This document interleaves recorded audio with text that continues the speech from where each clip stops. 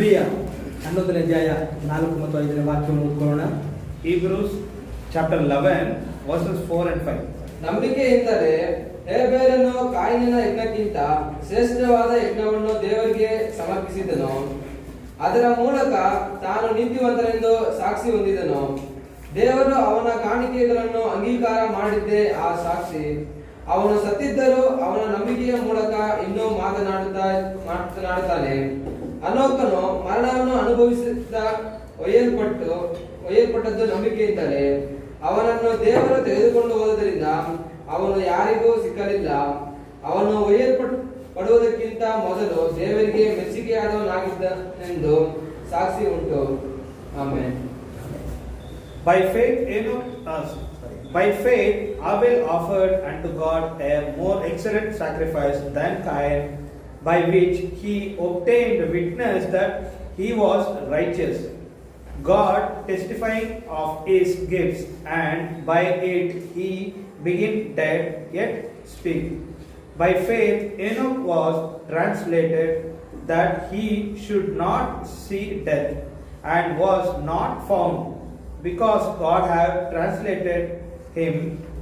For before he translation he had this testimony that he pleased God.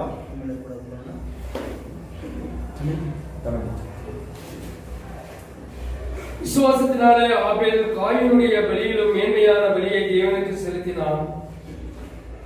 அதனாலே அவன் நீதிமான் என்று சாட்சி பெற்றான்.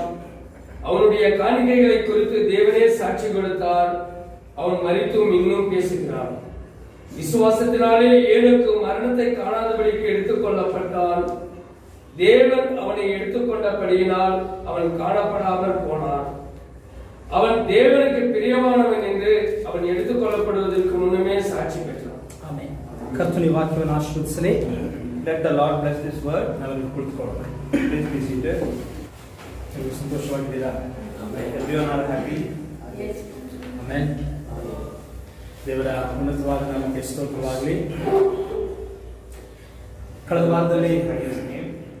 ವಾರದಲ್ಲಿ ನಾವು ಹೇಬೇಲ ಮತ್ತು ಹನೋಕನ ಕುರಿತಾಗಿ ನಾವು ನೋಡ್ತಾ ಬಂದಿದ್ದೇವೆ. Last week we saw about Abel and Enoch. ಕಾಯಿನನ ಕುರಿತಾಗಿ ಹೇಬೇಲ ಮತ್ತು ಕಾಯಿನನ ಇಬ್ಬರು ಬಲಿಯ ಕುರಿತಾಗಿ ಕೂಡ ನಾವು ನೋಡಿದ್ದೇವೆ ಕಳೆದ ವಾರದಲ್ಲಿ. We saw about Abel's and Cain's sacrifices. ಅಲ್ಲಿ ಕಾಯಿನನು ಹಣ್ಣು ಹಂಪಲುಗಳನ್ನು ತೆಗೆದುಕೊಂಡು ಬಂದ, ಒಳ್ಳೆ ರೀತಿಯಲ್ಲಿ ಅಲಂಕಾರವನ್ನು ಮಾಡಿದ, ಆದರೆ ದೇವರು ಅವನ ಕಾಣಿಕೆಯನ್ನು ಅಂಗೀಕರಿಸಲಿಲ್ಲ. Cain gave a good, nice fruits, nice flowers.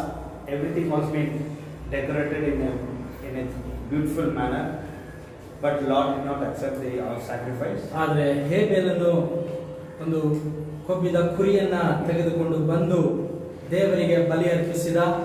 ಆದರೆ ದೇವರು ಆ ಬಲಿಯನ್ನ ಸ್ವೀಕಾರ ಮಾಡಿದ್ರು ಎಂಬುದಾಗಿ ನೋಡ್ತೇವೆ, ಅಂಗೀಕರಿಸಿದ್ರು ಎಂಬುದಾಗಿ ನೋಡ್ತೇವೆ. We see Abel's sacrifice was being accepted. The sacrifice which he was given by him was a well-fatted lamb with the blood. ಈ ಹೇಬೇಲನು ತಂದಂತಹ ಬಲಿಯು ಆ ಒಂದು ಬಲಿ ಅರ್ಪಣೆಯು ಅದು ಘೋರವಾಗಿದ್ರೂ ಕೂಡ ದೇವರು ಯಾಕೆ ಅದನ್ನು ಸ್ವೀಕಾರ ಮಾಡಿದ್ರು ಅನ್ನೋದನ್ನು ಕೂಡ ನಾವು ನೋಡಿದ್ದೇವೆ. Also we saw about, though the Abel's offering was very cruel, still this offering was being accepted by the Lord. This was being seen in last week. ಅದೇನಂತ ಹೇಳಿದ್ರೆ, ದೇವರು ಯಾವ ರೀತಿಯಾಗಿ ಮಾಡಿದನೋ ಅದೇ ರೀತಿಯಾಗಿ ಹೇಬೇಲನು ಕೂಡ ಮಾಡುವುದನ್ನು ನೋಡುತ್ತೇವೆ. We see that what God has been done, the same thing, the same procedure has been followed by Abel.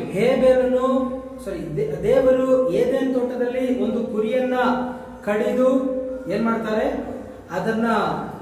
ಅದರ ಚರ್ಮವನ್ನು ಸುಲಿದು ಆದಾಮ ಅವರಿಗೂ ತೊಡಿಸುವುದನ್ನು ನೋಡುತ್ತೇವೆ.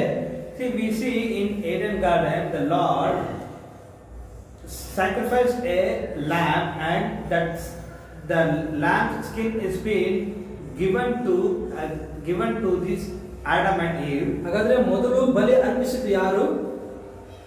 So the first sacrifice was given by who? ದೇವರೇ ಆಗಿದ್ದಾರೆ. So that is the Lord is being given. ಅದೇ ಮಾರ್ಗವನ್ನ ಹೇಬೇರನು ಅನುಸರಿಸುವಾಗ ಅದನ್ನ ದೇವರು ಅಂಗೀಕರಿಸಿಕೊಂಡರು. See, when the same way which God has been done, the same way followed by Abel, that sacrifice was being accepted. ನಾವು ಕೂಡ ಅದೇ ಮಾರ್ಗದಲ್ಲಿಯೇ ನಾವು ಬಂದಿದ್ದೇವೆ. So we are also came in the same way. ಆದ್ದರಿಂದ ದೇವರು ನಮ್ಮನ್ನು ಅಂಗೀಕರಿಸಿದ್ದಾನೆ. That's the reason the Lord has been accepted as. ಈ ಲೋಕದಲ್ಲಿ ಅನೇಕರು ಕಾಯಿನನ ಮಾರ್ಗದಲ್ಲಿಯೇ ಇದ್ದಾರೆ. Today many people are there in Cain's way. ಆದರೆ ಅವರ ಆರಾಧನೆಗಳು ಸುಂದರವಾಗಿರಬಹುದು, ಅವರ ಚರ್ಚ್ಗಳು ಸುಂದರವಾಗಿರಬಹುದು, ಎಲ್ಲವೂ ಕೂಡ ಸುಂದರವಾಗಿರಬಹುದು. Though their worship and their churches are beautiful, ಆದರೆ ದೇವರು ಆರಿಸಿಕೊಂಡಂತ ಮಾರ್ಗದಲ್ಲಿ ಹೋಗುವಾಗ ಮಾತ್ರವೇ ದೇವರು ಆ ಆರಾಧನೆಯನ್ನು ಅಂಗೀಕರಿಸುವವನಾಗಿದ್ದಾನೆ.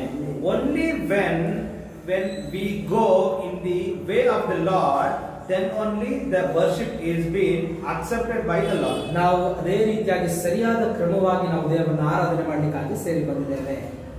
So that's the reason we have come over here to go in a right way and worship the Lord. ಹೇಬೇಲನ ಹಾಗೆ ಆರಾಧನೆ As per Abel's worship. Hallelujah. Hallelujah. ನಮ್ಮ ರಾಷ್ಟ್ರೀಯ ಸಮಯದಲ್ಲಿ ನಾವು ಮುಂದೆ ಅದನ್ನು ನೋಡ್ಕೊಳ್ಳೋಣ. So today Lord bless us and let this message be continued. ಈಗ ಹನೋಕನ ಕುರಿತು ಏನಂತ ಹೇಳಿದ್ರೆ, ಹನೋಕನು ದೇವರೊಂದಿಗೆ ಸಂಚರಿಸಿದನು ಎಂಬುದಾಗಿ ನಾವು ನೋಡ್ತೇವೆ. Here we can see Enoch was being walked with the God. ಆದಿಕಾಂಡ 5ನೇ ಅಧ್ಯಾಯ 24ನೇ ವಾಕ್ಯವನ್ನು ನಾವು Genesis chapter 5:24. ಹನೋಕನು ದೇವರೊಂದಿಗೆ ಅನ್ಯೋನ್ಯವಾಗಿ ನಡೆದುಕೊಳ್ಳುತ್ತಾ ಇರುವಾಗ ದೇವರು ಅವನನ್ನು ಕರೆದುಕೊಂಡದ್ರಿಂದ ಕಾಣದೆ ಹೋದನು. ಅವನು ದೇವರೊಂದಿಗೆ ಅನ್ಯೋನ್ಯವಾಗಿ ನಡೆಯುತ್ತಾ ಇದ್ದದ್ರಿಂದ ಅವನು ಕಾಣದೆ ಹೋದನು ಎಂಬುದಾಗಿ ನಾವು ನೋಡ್ತೇವೆ. And Enoch walked with God and he was not, for God took him. ಆಮೇಲೆ ಅವನಿಗೆ ಎತ್ತಲ್ಪಡುವಂತ ಒಂದು ನಂಬಿಕೆ ಬಂತು. See, he had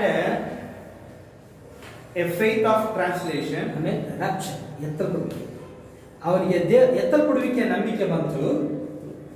rapturing faith. He had a faith of rapture. ಆಮೇಲೆ ಹೇಬೇಲನು ರಕ್ತದ ಮೂಲಕವಾಗಿ ಐಕ್ಯವಾದ Abel was being united with the blood. ಅವನ ಪಾಪಗಳು ಕ್ಷಮಿಸಲ್ಪಟ್ಟಿತ್ತು. His sins were being forgiven. ಈ ದಿನಗಳಲ್ಲಿ ಕೂಡ ನಾವು ಕೂಡ ರಕ್ತದ ಮೂಲಕವಾಗಿ ನಾವು ಐಕ್ಯವಾಗಿದ್ದೇವೆ. See, today also we are also being united through blood. ಯಾರ ರಕ್ತ? Whose blood? ಯೇಸು ಕ್ರಿಸ್ತನ ರಕ್ತದ ಮೂಲಕವಾಗಿ. That is through our Lord Jesus Christ's blood. ನಮ್ಮ ಪಾಪಗಳು ಕ್ಷಮಿಸಲ್ಪಟ್ಟಿದೆ. Our sins are being forgiven. ಆದರೆ ಹೇಬೇಲನು ಅರ್ಪಿಸಿದ ಬಲಿಯ ರಕ್ತವು ಅವನ ಪಾಪವನ್ನು ಮುಚ್ಚಿತು ಅಷ್ಟೇ. See, Abel's sacrifice blood has been covered that sin. ಆದರೆ ಯೇಸು ಕ್ರಿಸ್ತನ ರಕ್ತವು ನಮ್ಮ ಪಾಪವನ್ನೇ ಕ್ಷಮಿಸಿಬಿಟ್ಟಿತು. But the Lord Jesus Christ's blood has been cleansed our sins. ಈಗ ಕ್ರಿಸ್ತನ ಆತ್ಮವು ನಮ್ಮೊಳಗೆ ಬರುವಾಗ ನಾವು ಹೊಸದಾಗಿ ನಾವು ಹುಟ್ಟುತ್ತೇವೆ. When the Spirit come into us, we will be born again. ಅಂದ್ರೆ ಬಲಿಯ ಮೇಲಿದ್ದಂತ ಆತ್ಮವು ಜೀವವು ನಮ್ಮೊಳಗೆ ಬರುವಂತದಾಗಿದೆ. The Spirit which is upon the sacrifice, that Spirit has come into us. ನಾವು ಪಾಪಿಗಳಾಗಿದ್ದೇವೆ. See, we are all sinners. ಆದ್ರೆ ನಮಗಾಗಿ ಯೇಸು ಕ್ರಿಸ್ತನು ಬಲಿಯಾಗುವಾಗ, when the Lord Jesus Christ has been sacrificed for us, ನಮ್ಮ ಪಾಪವು ಆ ಯಜ್ಞದ ಕುರಿಯಾದ ಯೇಸು ಕ್ರಿಸ್ತನು ಅದನ್ನು ಹೊತ್ತುಕೊಂಡನು. the sins has been taken by the sacrifice, that is Lord Jesus Christ. ನಂತರವಾಗಿ ಆತನು ಬಲಿಯಾದನು. After that he was being sacrificed. ಅದರ ನಂತರವಾಗಿ ಆತನಲ್ಲಿದ್ದಂತ ಜೀವ ಅದು ನಮ್ಮೊಳಗೆ ಬರುವಂತದಾಗಿದೆ.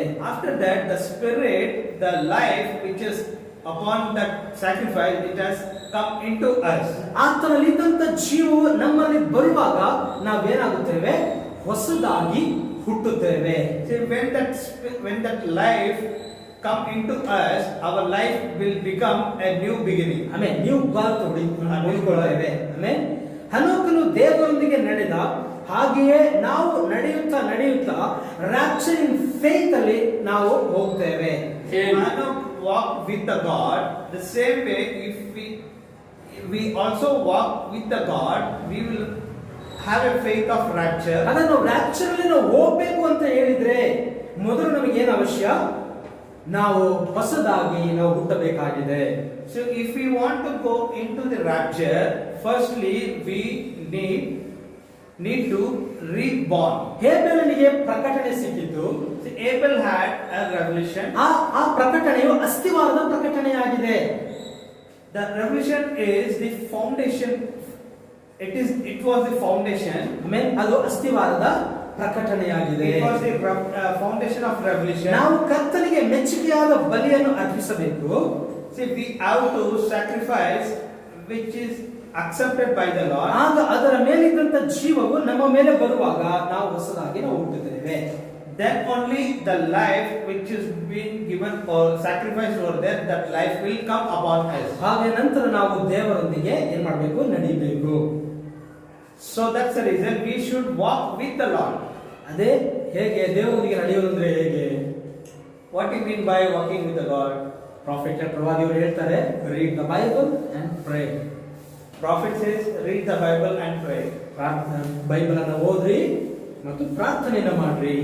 ಬೈಬಲ್ ಅನ್ನು ಓದ್ರಿ, ಪ್ರಾರ್ಥನೆಯನ್ನು ಮಾಡ್ರಿ. Read the Bible and pray. ಹೀಗೆ ಅನುದಿನವೂ ನಾವು ಮಾಡುವಾಗ ನಾವು ಎತ್ತಲ್ಪಡುವಿಕೆಯ ನಂಬಿಕೆ ನಮ್ಮಲ್ಲಿ ವೃದ್ಧಿಯಾಗ್ತದೆ. See, when we do daily these things, we will generate the rapturing faith within us. ಹಾಗೆ ನಾವು 7 ಮೆಟ್ಟಿಲುಗಳನ್ನು ನಾವು ಹತ್ತಿ ಆ ಎತ್ತಲ್ಪಡುವಿಕೆಯಲ್ಲಿ ನಾವು ಹೋಗುತ್ತೇವೆ.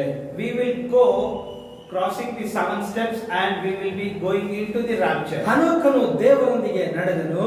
See, Enoch walked with the Lord. ನಂತರ ಅವನಿಗೆ ಬಾಡಿ ಚೇಂಜ್ ಆಯಿತು. After that his body was being changed. ಅಂದ್ರೆ ನಮ್ಮ ಕೆಟ್ಟು ಹೋದಂತ ಈ ಒಂದು ಶರೀರ, ಪಾಪದಿಂದ ತುಂಬಿದಂತ ಈ ಶರೀರ ಏನಾಗ್ತದೆ? ಬದಲಾಗುತ್ತೆ. See, but our body, the sinful body will be changed. ಅದನ್ನ ನಾವೆಲ್ಲಿ ನೋಡಬಹುದು? ಹನೋಕನಲ್ಲಿ ನಾವು ನೋಡಬಹುದು. That we can see in Enoch. ಇಬ್ರಿಯ 11:4 ಹೇಬೆಲನ ಕುರಿತು ಬರೆದು ಏನ್ ಮಾಡ್ತಾ ಇದ್ದಾನೆ? ನೇರವಾಗಿ ಹನೋಕನ ಹತ್ರನೇ ಹೋಗ್ತಾ ಇರೋದನ್ನ ನೋಡ್ತೇವೆ ಪೌಲನು. See here in 11th chapter, Hebrews 11th chapter, in 4th verse, we can see Paul has written about Abel and offering, and in 5th verse he is directly going to Enoch. ಅದರ ನಂತರವಾಗಿ 5ನೇ ವಾಕ್ಯದಲ್ಲಿ ಹನೋಕನ ಹತ್ರ ಹೋದ, ಅದು 7ನೇ ವಾಕ್ಯದಲ್ಲಿ ನೋಹನ ಹತ್ರ ಹೋಗುವುದನ್ನು ನೋಡುತ್ತೇವೆ. And in the 7th verse he goes to Noah. ಆದ್ರೆ ಮಧ್ಯದಲ್ಲಿದ್ದವರು ಏನಾದ್ರು? ಎಲ್ಲೋದ್ರು ಮಧ್ಯದಲ್ಲಿದ್ದವರು? What happened to the in between people from Enoch to Noah? ಆಮೇಲೆ 3, 4, 5, 6, 7 ಹನೋಕನಾಗಿದ್ದಾನೆ. 1 ಮತ್ತು 7ರ ಮಧ್ಯದಲ್ಲಿ ಅಲ್ಲಿ ಯಾರು ಕೂಡ ಕಾಣಲ್ಪಡ್ತಾ ಇಲ್ಲ. There were no people between Abel and Enoch, that is 1 and 7. ಆಮೇಲೆ ಇವಾಗ ಅವನು ಎಲ್ಲೋದ? ಪೌಲನು ಬರೆಯುವಾಗ ಅವನು ನೇರವಾಗಿ 7ಕ್ಕೆ ಹೋಗುವುದನ್ನು ನೋಡುತ್ತೇವೆ. Even Paul has been written here, he is going directly in the 7th place. ಈ ಸತ್ಯವೇದ ಎಲ್ಲವೂ ಕೂಡ ದೇವರ ಆತ್ಮನಿಂದ ಬರೆದದ್ದು ಎನ್ನುವುದನ್ನ ನಾವು ಜ್ಞಾಪಕ ಮಾಡಿಕೊಳ್ಳೋಣ. See, we should remember that this Bible is written by the Holy Spirit. ಆಮೇಲೆ ಇದನ್ನ ಯಾವ ಮನುಷ್ಯನು ಅವನ ಸ್ವಂತ ಯೋಚನೆಯಿಂದ ಬರೆದದ್ದಲ್ಲ. See, no man has been written this Bible in his own thinking. ಇದು ದೇವರ ಆತ್ಮನೇ ಬರೆದಂತದ್ದಾಗಿದೆ. This is being written by the Holy Spirit. ಪೌಲನು ಕೂಡ ದೇವರಾತ್ಮ ಪ್ರೇರಿತನಾಗಿ ಪವಿತ್ರಾತ್ಮನಿಂದ ಇದನ್ನ ಬರೆಯುವುದನ್ನು ನಾವು ನೋಡುತ್ತೇವೆ. See, these things were written by the Paul by filling the Holy Spirit. ಕರ್ತನ ದೇವರು ಆ ಪ್ರಕಟಣೆ ಗ್ರಂಥದಲ್ಲಿ ನಾವು ಹೇಳ್ತಾನೆ, ನಾನೇ ಅಲ್ಫಾ ಒಮೆಗಾವಾಗಿದ್ದೇನೆ ಎಂಬುದಾಗಿ ಹೇಳುವುದನ್ನು ನಾವು ನೋಡುತ್ತೇವೆ. In Revelation chapter we can see he is Alpha and Omega. Amen. ಆತನೇನಾಗಿದ್ದಾನೆ? ಅಲ್ಫಾ ಮತ್ತು ಒಮೆಗಾವಾಗಿದ್ದಾನೆ. He is the Alpha and Omega. ನಾನೇ ಆದಿಯು ಅಂತ್ಯವಾಗಿದ್ದೇನೆ. I am the first and the last. ಮೊದಲನೆಯವನು ಕಡೆಯವನು ಆಗಿದ್ದೇನೆ. I am the first and the last. Amen. ಅಲ್ಫಾವು ಆರಂಭವಾಗಿದೆ, Alpha is beginning, ಒಮೆಗಾವು ಅಂತ್ಯವಾಗಿದೆ. Omega is end. ಈಗ ನೋಡಿ, ಅಲ್ಲಿ ಸ್ಮುರ್ನ, ಪೆರ್ಗಮ ಮತ್ತು ತುವತೈರ, ಸಾರ್ದಿಸ್, ಫಿಲಡೆಲ್ಫಿಯಾ ಈ ಎಲ್ಲ ಸಭೆಗಳು ಅಲ್ಲಿ ಕಾಣಲ್ಪಡ್ತದೆ. See, we can see Smyrna, Philadelphia, Sardis, Pergamos. ಈ ಎಲ್ಲ ಸಭೆಗಳು ಕಾಣಲ್ಪಡ್ತವೆ. All these church ages are being seen over there. ಆದ್ರೆ ಎಫೆಸ ಸಭೆಯ ಯುಗದ ದೂತನು ಯಾರು ಅಂತ ಹೇಳಿದ್ರೆ ಅವನು ಪೌಲನಾಗಿದ್ದಾನೆ. See, when we see the angel of the church of the Ephesians is the Paul. ಅದು alpha ಯುಗವಾಗಿದೆ.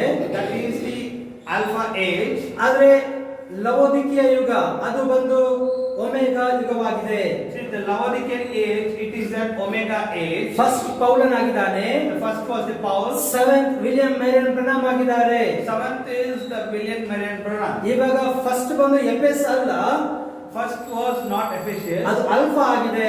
That is Alpha. Seventh ಬಂದು ಲವೋದಿಕೀಯ ಅಲ್ಲ, Seventh is not Laodicea. ಅದು ಬಂದು ಒಮೆಗಾ ಆಗಿದೆ. That is Omega. ಆತನು ಹೇಬೇಲನು ಮತ್ತು ಅನೋಕನಾಗಿದ್ದಾನೆ. That is, it is Abel and Enoch. ಮಧ್ಯದಲ್ಲಿ ಇಲ್ಲ, In between, no people. ಮಧ್ಯದಲ್ಲಿ ಏನು ಇಲ್ಲ. Nothing is there. ಆದ್ರೆ ಇದ್ದಾರೆ, But there, ಅವರ ಹೆಸರಲ್ಲಿ ಮೆನ್ಷನ್ ಆಗ್ಲಿಲ್ಲ. but their names are not being noted here. ಈಗ ಗಮನಿಸಿ, ಹೇಬೇಲನು ಬಲಿ ಅರ್ಪಿಸುವಾಗ ಅವನ ಆ ಕುರಿಯನ್ನು ಒಂದು ಗುರುತಾಗಿ ತಂದನು. You should notice when Abel offered a sacrifice, he brought a lamb over there. ಅದು ಇದಕ್ಕಿಂತಲೂ ಶ್ರೇಷ್ಠವಾದ ಒಂದು ಕುರಿಯು ಇದೆ ಅನ್ನೋದನ್ನ ಒಂದು ಗುರುತಾಗಿ ಅವನು ತರುವುದನ್ನು ನೋಡುತ್ತೇವೆ.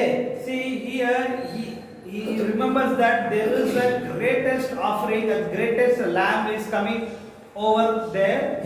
As significant, he brought that lamb over there. ಹೇಬೇಲನು ತಂದ ಕುರಿಯು ಪಾಪವನ್ನ ಮುಚ್ಚುತ್ತದೆ. See the lamb which is brought by Abel, that covers the sin. ನಿಜವಾದ ಕುರಿಯು ಬರುವಾಗ ಅದು ಪಾಪವನ್ನ ಪರಿಹರಿಸುತ್ತದೆ. The original lamb which comes, that will cleanse our sins. ಅದು ಬರುತ್ತೆ, ಪಾಪವನ್ನ ಪರಿಹರಿಸುವಂತ, ಪಾಪವನ್ನ ತೆಗೆದುಹಾಕುವಂತ ಒಂದು ಕುರಿಯು ಬರುತ್ತದೆ ಎಂಬುದಕ್ಕಾಗಿ ಹೇಬೇಲನು ಒಂದು ಮಾದರಿಯಾಗಿ ಒಂದು ಕುರಿಯನ್ನು ಅಲ್ಲಿ ತರುವುದನ್ನು ನೋಡುತ್ತೇವೆ. See, one more lamb which is going to come and cleanse our sins. As a significant, Abel brought up that lamb over there. ಅವನು ನಂಬಿಕೆಯಿಂದಲೇ ಬಲಿಯನ್ನು ಅರ್ಪಿಸಿದ. By the faith he sacrificed. ನಂಬಿಕೆಯೇ ದೇವರು ಮಾಡಿದಂತ ಒಂದು ಮಾರ್ಗವಾಗಿದೆ. Faith is one of the way. ಈ ಲೋಕದಲ್ಲಿ ಅನೇಕ ಧರ್ಮಗಳು ಇದೆ. In this world there are many religions. ಆದ್ರೆ ಅದರಲ್ಲಿ ಏನಿಲ್ಲ ಅಂತ ಹೇಳಿದ್ರೆ ರಕ್ತವಿಲ್ಲ. But there is no blood in that religion. ಆದ್ರಿಂದ ಆ ಧರ್ಮಗಳಿಗೆ ಏನಿಲ್ಲ ಅಂತ ಹೇಳಿದ್ರೆ ಜೀವ ಇಲ್ಲ. Though they do not have blood, so there is no life in that religion. ಅವುಗಳೆಲ್ಲ ಏನಾಗಿದೆ ಅಂದ್ರೆ ಸತ್ತು ಹೋಗಿದೆ. So they are and all dead. ರಕ್ತ ಇಲ್ಲದೆ ಇದ್ರೆ ಏನಾಗುತ್ತೆ? ಜೀವ ಇಲ್ಲ, ಸತ್ತು ಹೋಗಿದೆ. When blood is not there, when there is no life, that is dead. ಒಂದು ವೇಳೆ ಅವರು ಈ ದಿನಗಳನ್ನ ಯಾವುದೊಂದು ಕುರಿ ಕೋಳಿ ಇವುಗಳನ್ನ ತಂದು ಬಲಿ ಅರ್ಪಿಸಬಹುದು. So though they can bring a lamb or a hen or anything they offer with the blood. ಅವರು ಏನೇ ಕೆಲವೊಂದು ಕಡೆ ಒಂಟೆಗಳನ್ನು ಕೂಡ ಬಲಿ ಕೊಡ್ತಾರೆ. See, we can see they give an offering as a camel also. ಅವರು ಏನೇ ಮಾಡಿದ್ರು ಕೂಡ ಅದರಲ್ಲಿ ಏನಿಲ್ಲ, ಆ ಮಾರ್ಗದಲ್ಲಿ ಜೀವ ಇಲ್ಲ. Whatever the way they do, there is no life in that. ಈಗ ಜೀವ ಎಲ್ಲಿದೆ? Where is the life? ಅದು ಯೇಸು ಕ್ರಿಸ್ತನ ರಕ್ತದಲ್ಲಿ ಇದೆ. That is inside the Lord Jesus Christ. Amen. ಯೇಸು ಕ್ರಿಸ್ತನ ರಕ್ತದಲ್ಲಿ ಮಾತ್ರವೇ ಜೀವ ಇದೆ. It is inside the blood of Jesus Christ. ನಾವು ಜೀವವುಳ್ಳ ಧರ್ಮಕ್ಕೆ, ಜೀವವುಳ್ಳ ಮಾರ್ಗಕ್ಕೆ ನಾವು ಸೇರಿದವರಾಗಿದ್ದೇವೆ. We are being related to only the life blood. ಆ ರಕ್ತದಲ್ಲಿ ರಹಸ್ಯವಿದೆ. In that blood there is a secret. ಆ ರಹಸ್ಯ ಏನು? What is that secret? ನಾವು ದೇವರೊಂದಿಗೆ ಐಕ್ಯ ಹೇಗೆ ಆಗುವುದು ಅನ್ನುವಂಥದ್ದೇ ಆ ರಹಸ್ಯವಾಗಿದೆ. The secret is how we are being united with God. ನಮ್ಮ ಪಾಪಗಳು ಕ್ಷಮಿಸಲ್ಪಟ್ಟು ದೇವರ ಪ್ರಸನ್ನತೆಯಲ್ಲಿ ಐಕ್ಯ ಹೊಂದುವುದೇ ಆಗಿದೆ. That is, our sins have been forgiven and cleansed, and we are being united with the Lord. ಹೇಗೆ ಕುರಿಯ ಮೂಲಕವಾಗಿ ಆ ಕುರಿಯು ನಮ್ಮನ್ನ ದೇವರೊಂದಿಗೆ ಐಕ್ಯವನ್ನ ಮಾಡಿತು. How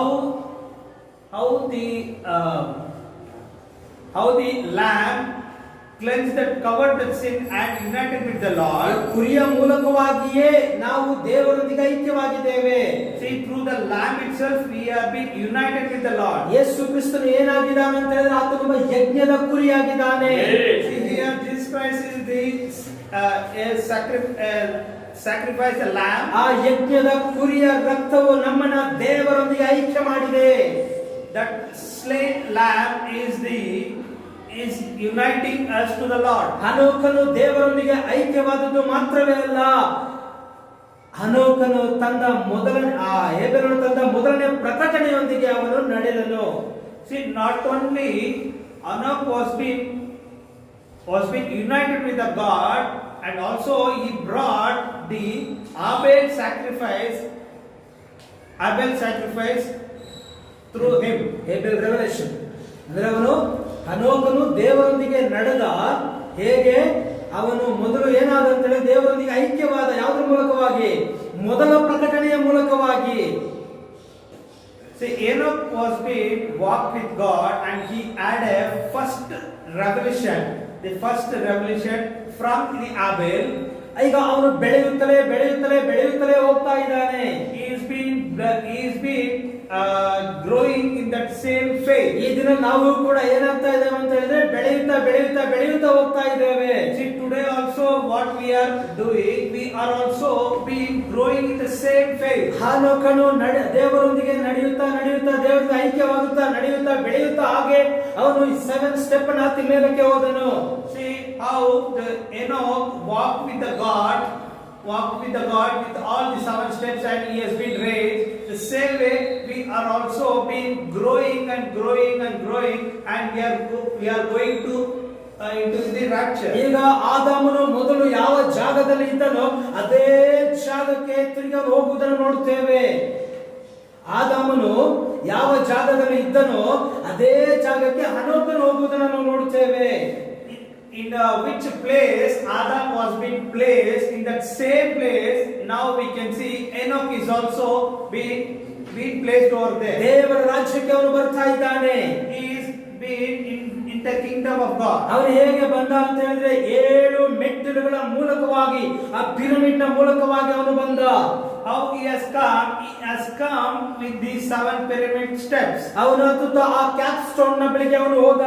He has been walked through the steps and he reached the capstone. ಹಾಗಾದ್ರೆ ಆ ಕ್ಯಾಪ್ ಸ್ಟೋನ್ ನ ಬಳಿಗೆ ಹೋಗ್ಬೇಕಂದ್ರೆ, ಆ ಶಿರಕಲ್ಲಿನ ಬಳಿಗೆ ಹೋಗ್ಬೇಕಂದ್ರೆ 7 ಮೆಟ್ಟಿಲುಗಳನ್ನು ಅವನು ಹತ್ತಲೇಬೇಕಾಗಿದೆ. So when he has to go to the capstone, the headstone, he has to step these 7 steps. ಹನೋಕನು pyramid ಅನ್ನು ಕಟ್ಟಿದ ಎಂಬುದಾಗಿ ನಾವು ನೋಡ್ತೇವೆ. Enoch has been built a pyramid. ಆಮೇಲೆ ಹನೋಕ ಏನು ಮಾಡಿದ? ಪಿರಮಿಡ್ ಅನ್ನು ಕಟ್ಟಿದಾನೆ. Enoch has built a pyramid. ಅದರಲ್ಲಿ ರಾಜನ ಕೋಣೆ ಇದೆ. In that the king's seat is there. King chamber. ಆಮೇಲೆ ಆ ಕಿಂಗ್ ಚೇಂಬರ್ ಹತ್ರ ಹೋಗ್ಬೇಕಾದ್ರೆ, ಆ ರಾಜನ ಕೋಣೆ ಹತ್ರ ಹೋಗ್ಬೇಕಾದ್ರೆ 7 ಮೆಟ್ಟಿಲುಗಳನ್ನು ಹತ್ತಿ ಹೋಗ್ಬೇಕಾಗಿದೆ. So when he has to go into that the king's chamber, he has to go 7 steps. ಈಗ ಹನೋಕನು ಕಟ್ಟಿದಂತಹ ಪಿರಮಿಡ್ ಅದು 2ನೇ ಬೈಬಲ್ ಆಗಿದೆ ಎಂಬುದಾಗಿ ನಾವು ತಿಳಿದವರಾಗಿದ್ದೇವೆ. So we know that the pyramid which was being built by the Enoch, that is the second Bible for us. ಈಗ ಹನೋಕನು ಮೇಲೆ ಅವನು ಹೋಗ್ತಾನೆ ಇದ್ದಾನೆ. See, Enoch is being going above. ಅವನು ಹೋಗುತ್ತಾ ಆಕಾಶದೊಳಗೆ ಅವನು ಹೋಗಿಬಿಟ್ಟ. And while he going and above, he went into the sky. ಆಮೇಲೆ ಅವನು ಆ ಒಂದು ದೇವರ ರಾಜ್ಯವನ್ನ ನೋಡಿ ಅವನು ಹೋಗಿಬಿಟ್ಟ. See, he saw the kingdom of God and went into that. ಆ ರೀತಿಯಾದ 7 ಮೆಟ್ಟಿಲುಗಳ ಮೂಲಕವಾಗಿ ನಾವು ಕೂಡ ದೇವರ ಸಮ್ಮುಖದಲ್ಲಿ ಹೋಗಲಿಕ್ಕೆ ಸಾಧ್ಯ. By like him, we are also being stepping into the 7 steps and we will also go into the rapture. ನಾವು ಕೂಡ 7 ಮೆಟ್ಟಿಲುಗಳನ್ನು ಹತ್ತಿ ಹೋಗುತ್ತಾ ಒಂದು ದಿನ ನಾವು ಕಾಣದೇ ಹೋಗುತ್ತೇವೆ ಹನೋಕನ ಹಾಗೆ. We will also be disappeared like Enoch by stepping the 7 steps. ಅದಕ್ಕಾಗಿಯೇ ದೇವರು ನಮ್ಮನ್ನ ಈ ಭೂಮಿಯಲ್ಲಿ ನಮ್ಮನ್ನ ಏನ್ ಮಾಡ್ತಾ ಇದ್ದಾನೆ? ಆತನ ವಾಕ್ಯದಿಂದ ನಮ್ಮನ್ನ ಸ್ಥಿತಿ ಸರಿಪಡಿಸುತ್ತಾ ಇದ್ದಾನೆ.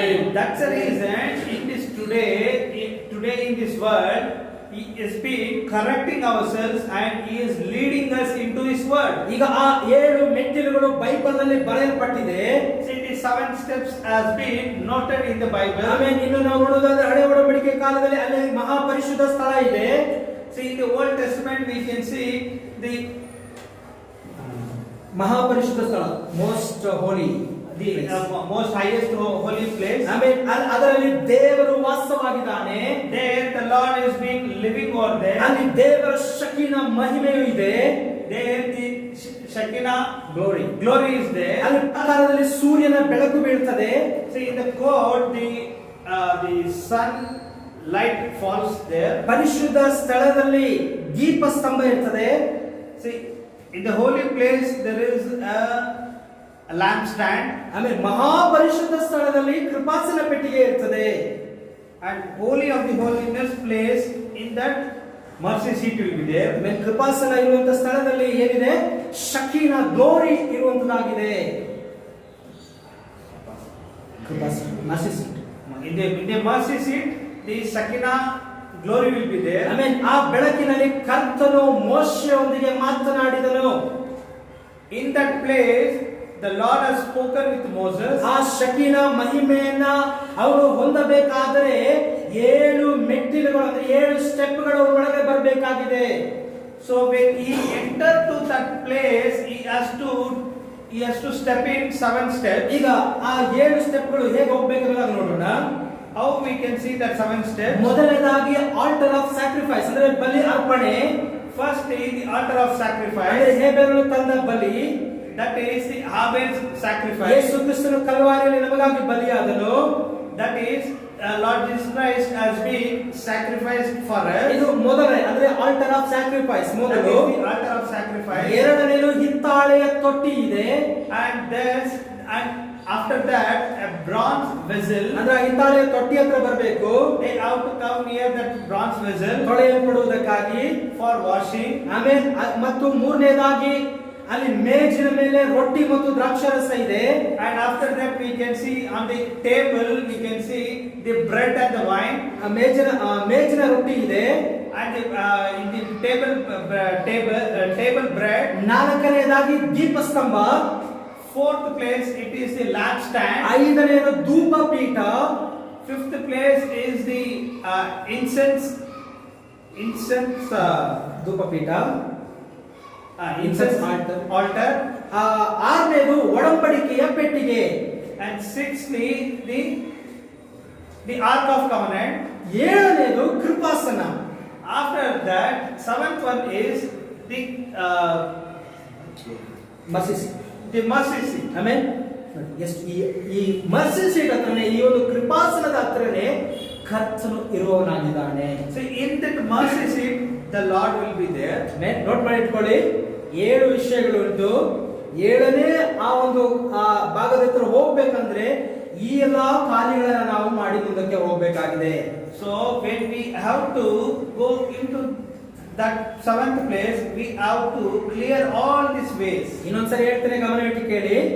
ಮೊದಲನೇದು ಆಲ್ಟರ್ ಆಫ್ ಸ್ಯಾಕ್ರಿಫೈಸ್ ಅಂದ್ರೆ ಬಲಿ ಅರ್ಪಣೆ. Firstly the altar of sacrifice. ಎರಡನೇದು ಹಿತ್ತಾಳೆಯ ತೊಟ್ಟಿಯ ಹತ್ತಿರ ಬರಬೇಕು. Secondly the bronze vessel. ಮೂರನೇದು ಮೇಜಿನ ರೊಟ್ಟಿ ಇದೆ. Thirdly we can see the table of bread. ನಾಲ್ಕನೇದು ದೀಪಸ್ತಂಭ ಇದೆ. Fourthly there is a lampstand. ಐದನೇದು ಧೂಪ ಪೀಠವಿದೆ. Fifthly there is incense altar. ಆರನೇದು ಒಡಂಬಡಿಕೆಯ ಪೆಟ್ಟಿಗೆ. Sixth is ark of covenant. ಏಳರ ಹತ್ರ ಅಲ್ಲಿ ಕರ್ತನು ಇದ್ದಾನೆ, ಅಲ್ಲಿ ಕೃಪಾಸನವಿದೆ. The 7th place there is the Lord is there, that is a mercy seat. ಮೊದಲು ಹೇಬೇಲ ಅಂದ್ರೆ ಬಲಿ ಅರ್ಪಣೆ ಹತ್ರ ಬರಬೇಕು. Firstly it is Abel, that is on the sacrifice. ಅಲ್ಲಿಂದ 7 ಮೆಟ್ಟಿಲುಗಳು ಹತ್ತಬೇಕು. After that it has to be stepped 7 steps. ಆ ಬೆಳಕಿರುವ ಪಟ್ಟಣವನ್ನು ಪಡೆಯಬೇಕಾದ್ರೆ, ಮೊದಲಗಿತ್ತಿ ಹೋಗುವ ಆ ಪಟ್ಟಣಕ್ಕೆ ಹೋಗಬೇಕಾದ್ರೆ 7 ಮೆಟ್ಟಿಲುಗಳನ್ನು ಹತ್ತಲೇಬೇಕು. So when we have to go to the light we have to step in the 7 steps. ಆಮೇಲೆ 7 ಮೆಟ್ಟಿಲುಗಳನ್ನ ಹತ್ತಲೇಬೇಕು. ಮೊದಲಗಿತ್ತಿ ಹೋಗುವಂತ ಜಾಗಕ್ಕೆ ಹೋಗ್ಬೇಕಾದ್ರೆ 7 ಮೆಟ್ಟಿಲುಗಳು ಹತ್ತಬೇಕು. So when bride we have to go to the bride place, we have to step in the 7 steps. Hallelujah. ಕರ್ತನು ಹಳೆ ಒಡಂಬಡಿಕೆಯಲ್ಲೂ ಇದೇ ಕಾರ್ಯವನ್ನು ಇಟ್ಟಿದ್ದಾನೆ, ಹೊಸ ಒಡಂಬಡಿಕೆಯಲ್ಲೂ ಕೂಡ ಇದೇ ಕಾರ್ಯವೇ. See, in the Old Testament, the same pattern is being kept here, and also the same pattern is also mentioned in Revelation also. Amen. ಹಳೆ ಒಡಂಬಡಿಕೆಯಲ್ಲೂ ಅದೇ ಮಾರ್ಗ, ಅದೇ ಮಾದರಿ, ಹೊಸ ಒಡಂಬಡಿಕೆಯಲ್ಲೂ ಅದೇ ಮಾರ್ಗ, ಅದೇ ಮಾದರಿ. In Old Testament, the same pattern and the same way. In the New Testament, the same pattern and same way. ಅದಕ್ಕೆ ಹನೋಕನು ಗುರುತಾಗಿದ್ದಾನೆ. For that, Enoch is a sign. ಅವನು ದೇವರನ್ನ ಹೇಗೆ ಮೆಚ್ಚಿಸಿದ? How Enoch pleased God? ಆ 7 ಮೆಟ್ಟಿಲುಗಳ ಮೂಲಕವಾಗಿಯೇ, By the 7 steps. ಹಾಗೆ ಅವನು ಮೇಲೆ ಕಾಣದೆ ಅವನು ಹೋದ. So in the same way, he has been traveled the 7 steps and he has been disappeared. ಇದೇ ಬೈಬಲ್ನ ಮಾದರಿಯಾಗಿದೆ. This is the way of Bible. ನಾವು ಕೂಡ ಅದೇ ಮಾದರಿಯಲ್ಲಿ ಬಂದರೆ ಮಾತ್ರ ಖಂಡಿತವಾಗಿ ನಾವು ಕೂಡ ಒಂದು ದಿನ ಕಾಣದೇ ಹೋಗ್ತೇವೆ. See, if we come into that same pattern, then only we will be one day we will be disappeared from this world. Amen. ನಾವು ಹೋಗ್ಬೇಕು ಅಂತ ಆಸೆ ಇದೆಯಲ್ವಾ? So whether we have that wanting that we should go into the rapture, amen. ಎತ್ತಲ್ಪಡುವಿಕೆಯಲ್ಲಿ ನಾವು ಭಾಗವಹಿಸಬೇಕಲ್ವಾ? whether we need to get into the rapture, ಹಾಗಾದ್ರೆ ಏನ್ ಮಾಡಬೇಕು? 7 ಮೆಟ್ಟಿಲುಗಳನ್ನು ಹತ್ತಲೇಬೇಕು. so what we must do, we have to travel the 7 steps. ನಾವು ಪರಿಪೂರ್ಣರಾಗಬೇಕು. We have to become perfect. ಪರಿಪೂರ್ಣವಾದ ಮನುಷ್ಯನ ನಿಲುವಿಕೆಗೆ ನಾವು ಬರಬೇಕು. So when we come into the perfect man, amen.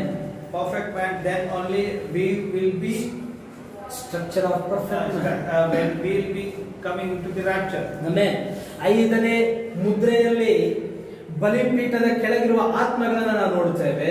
See, in the 5th seal, we can see under the altar the saints are being dead over there. ಇವರೆಲ್ಲ ಯಾರು? ಹೇಗೆ ಅಲ್ಲಿ ಹೋದ್ರು? Hitler, Mussolini, Stalin ಮೂಲಕವಾಗಿ ಅವರು ಕೊಲ್ಲಲ್ಪಟ್ಟವರಾಗಿ ಅಲ್ಲಿ ಹೋದ್ರು. How these saints were being there under the altar? ಇವರೆಲ್ಲರೂ They are being killed by Hitler, Mussolini, Stalin ಇವರ ಮೂಲಕವಾಗಿ ಕೊಲ್ಲಲ್ಪಟ್ಟು ಇವರು ಎಲ್ಲೋದ್ರು? ಆ ಒಂದು ಬಲಿಪೀಠದ ಕೆಳಗಡೆ ಹೋಗಿ ಇದ್ದಾರೆ. See, through them they were being killed and they are being under this altar. ಅವರಿಗೆ ನೀವು ಇನ್ನೂ ಸ್ವಲ್ಪ ಕಾಲ ಇರಬೇಕು ಎಂದು ಹೇಳಲ್ಪಟ್ಟಿತು. ಇನ್ನು ಸ್ವಲ್ಪ ಕಾಲ ನೀವು ಇರಬೇಕು. So they are being told that still you have to be here for some days. Amen. ದೇವರಿಗೆ ಸ್ತೋತ್ರ. ಇವರು ಬಲಿಪೀಠದ ಕೆಳಗಿದ್ದಾರೆ. See, they are under the altar. 6ನೇ ಪರಿಮಾಣದಲ್ಲಿ ಇವರಿದ್ದಾರೆ. They are under the 6th dimension. ಈಗ ಧೂಪಪೀಠದ ಕೆಳಗಡೆ ಪರಿಶುದ್ಧವಂತರಿದ್ದಾರೆ. ಧೂಪಪೀಠ ಏನ್ ಹೇಳ್ತಾರೆ? So ಧೂಪಪೀಠ ಅಂತ ಹೇಳಿದ್ರೆ ಸ್ತುತಿ ಮತ್ತು ಆರಾಧನೆ, ಪ್ರಾರ್ಥನೆ ಇಂದ ತುಂಬಿದಂತ ಕಾರ್ಯವಾಗಿದೆ. ಧೂಪಪೀಠದ ಕೆಳಗಡೆ ಪರಿಶುದ್ಧವಂತರಿದ್ದಾರೆ. the incense altar, that means where the praise and worship is been there. ಇದು 6ನೇ ಪರಿಮಾಣದಲ್ಲಿ In the 6th dimension. Amen. 6ನೇ ಪರಿಮಾಣದಲ್ಲಿ ಧೂಪಪೀಠದ ಕೆಳಗಡೆ ಯಾರಿದ್ದಾರೆ?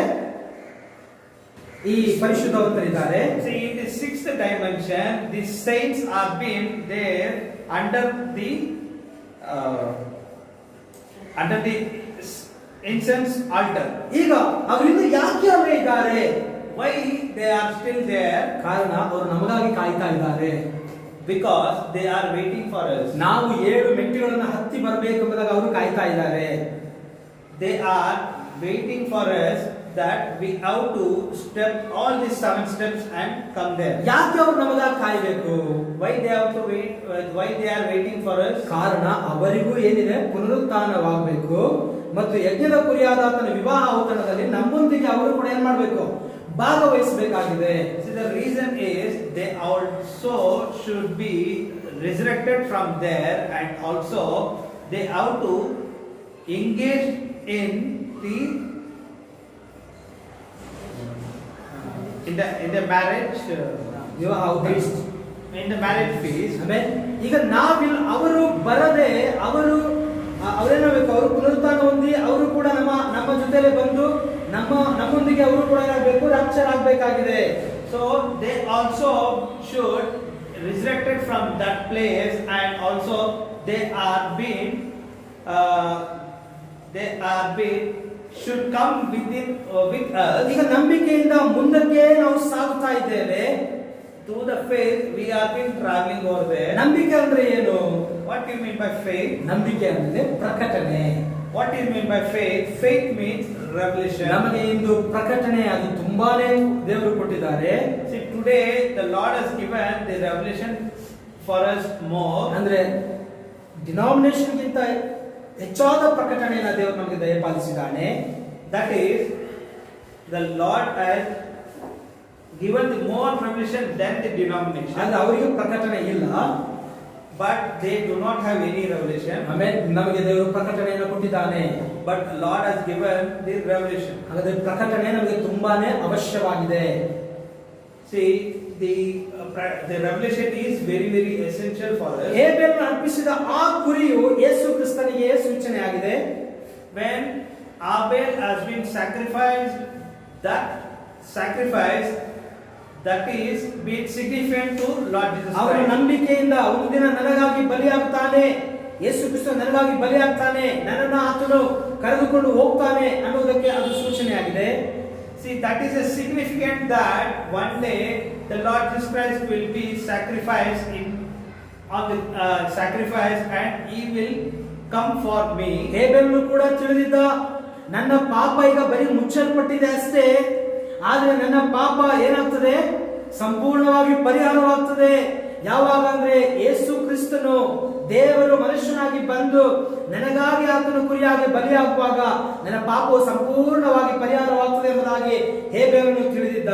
See, Abel is been known that one day my sins will be, now the sin is being covered by this blood, but one day my sins will be forgiven by the Lord Jesus Christ sacrifice. ನನ್ನನ್ನು ಆ ಒಂದು ರಕ್ತವು ನನ್ನನ್ನು ವಿಮೋಚಿಸುತ್ತದೆ ಎಂಬುದಾಗಿ ಅವನು ತಿಳಿದಿದ್ದ.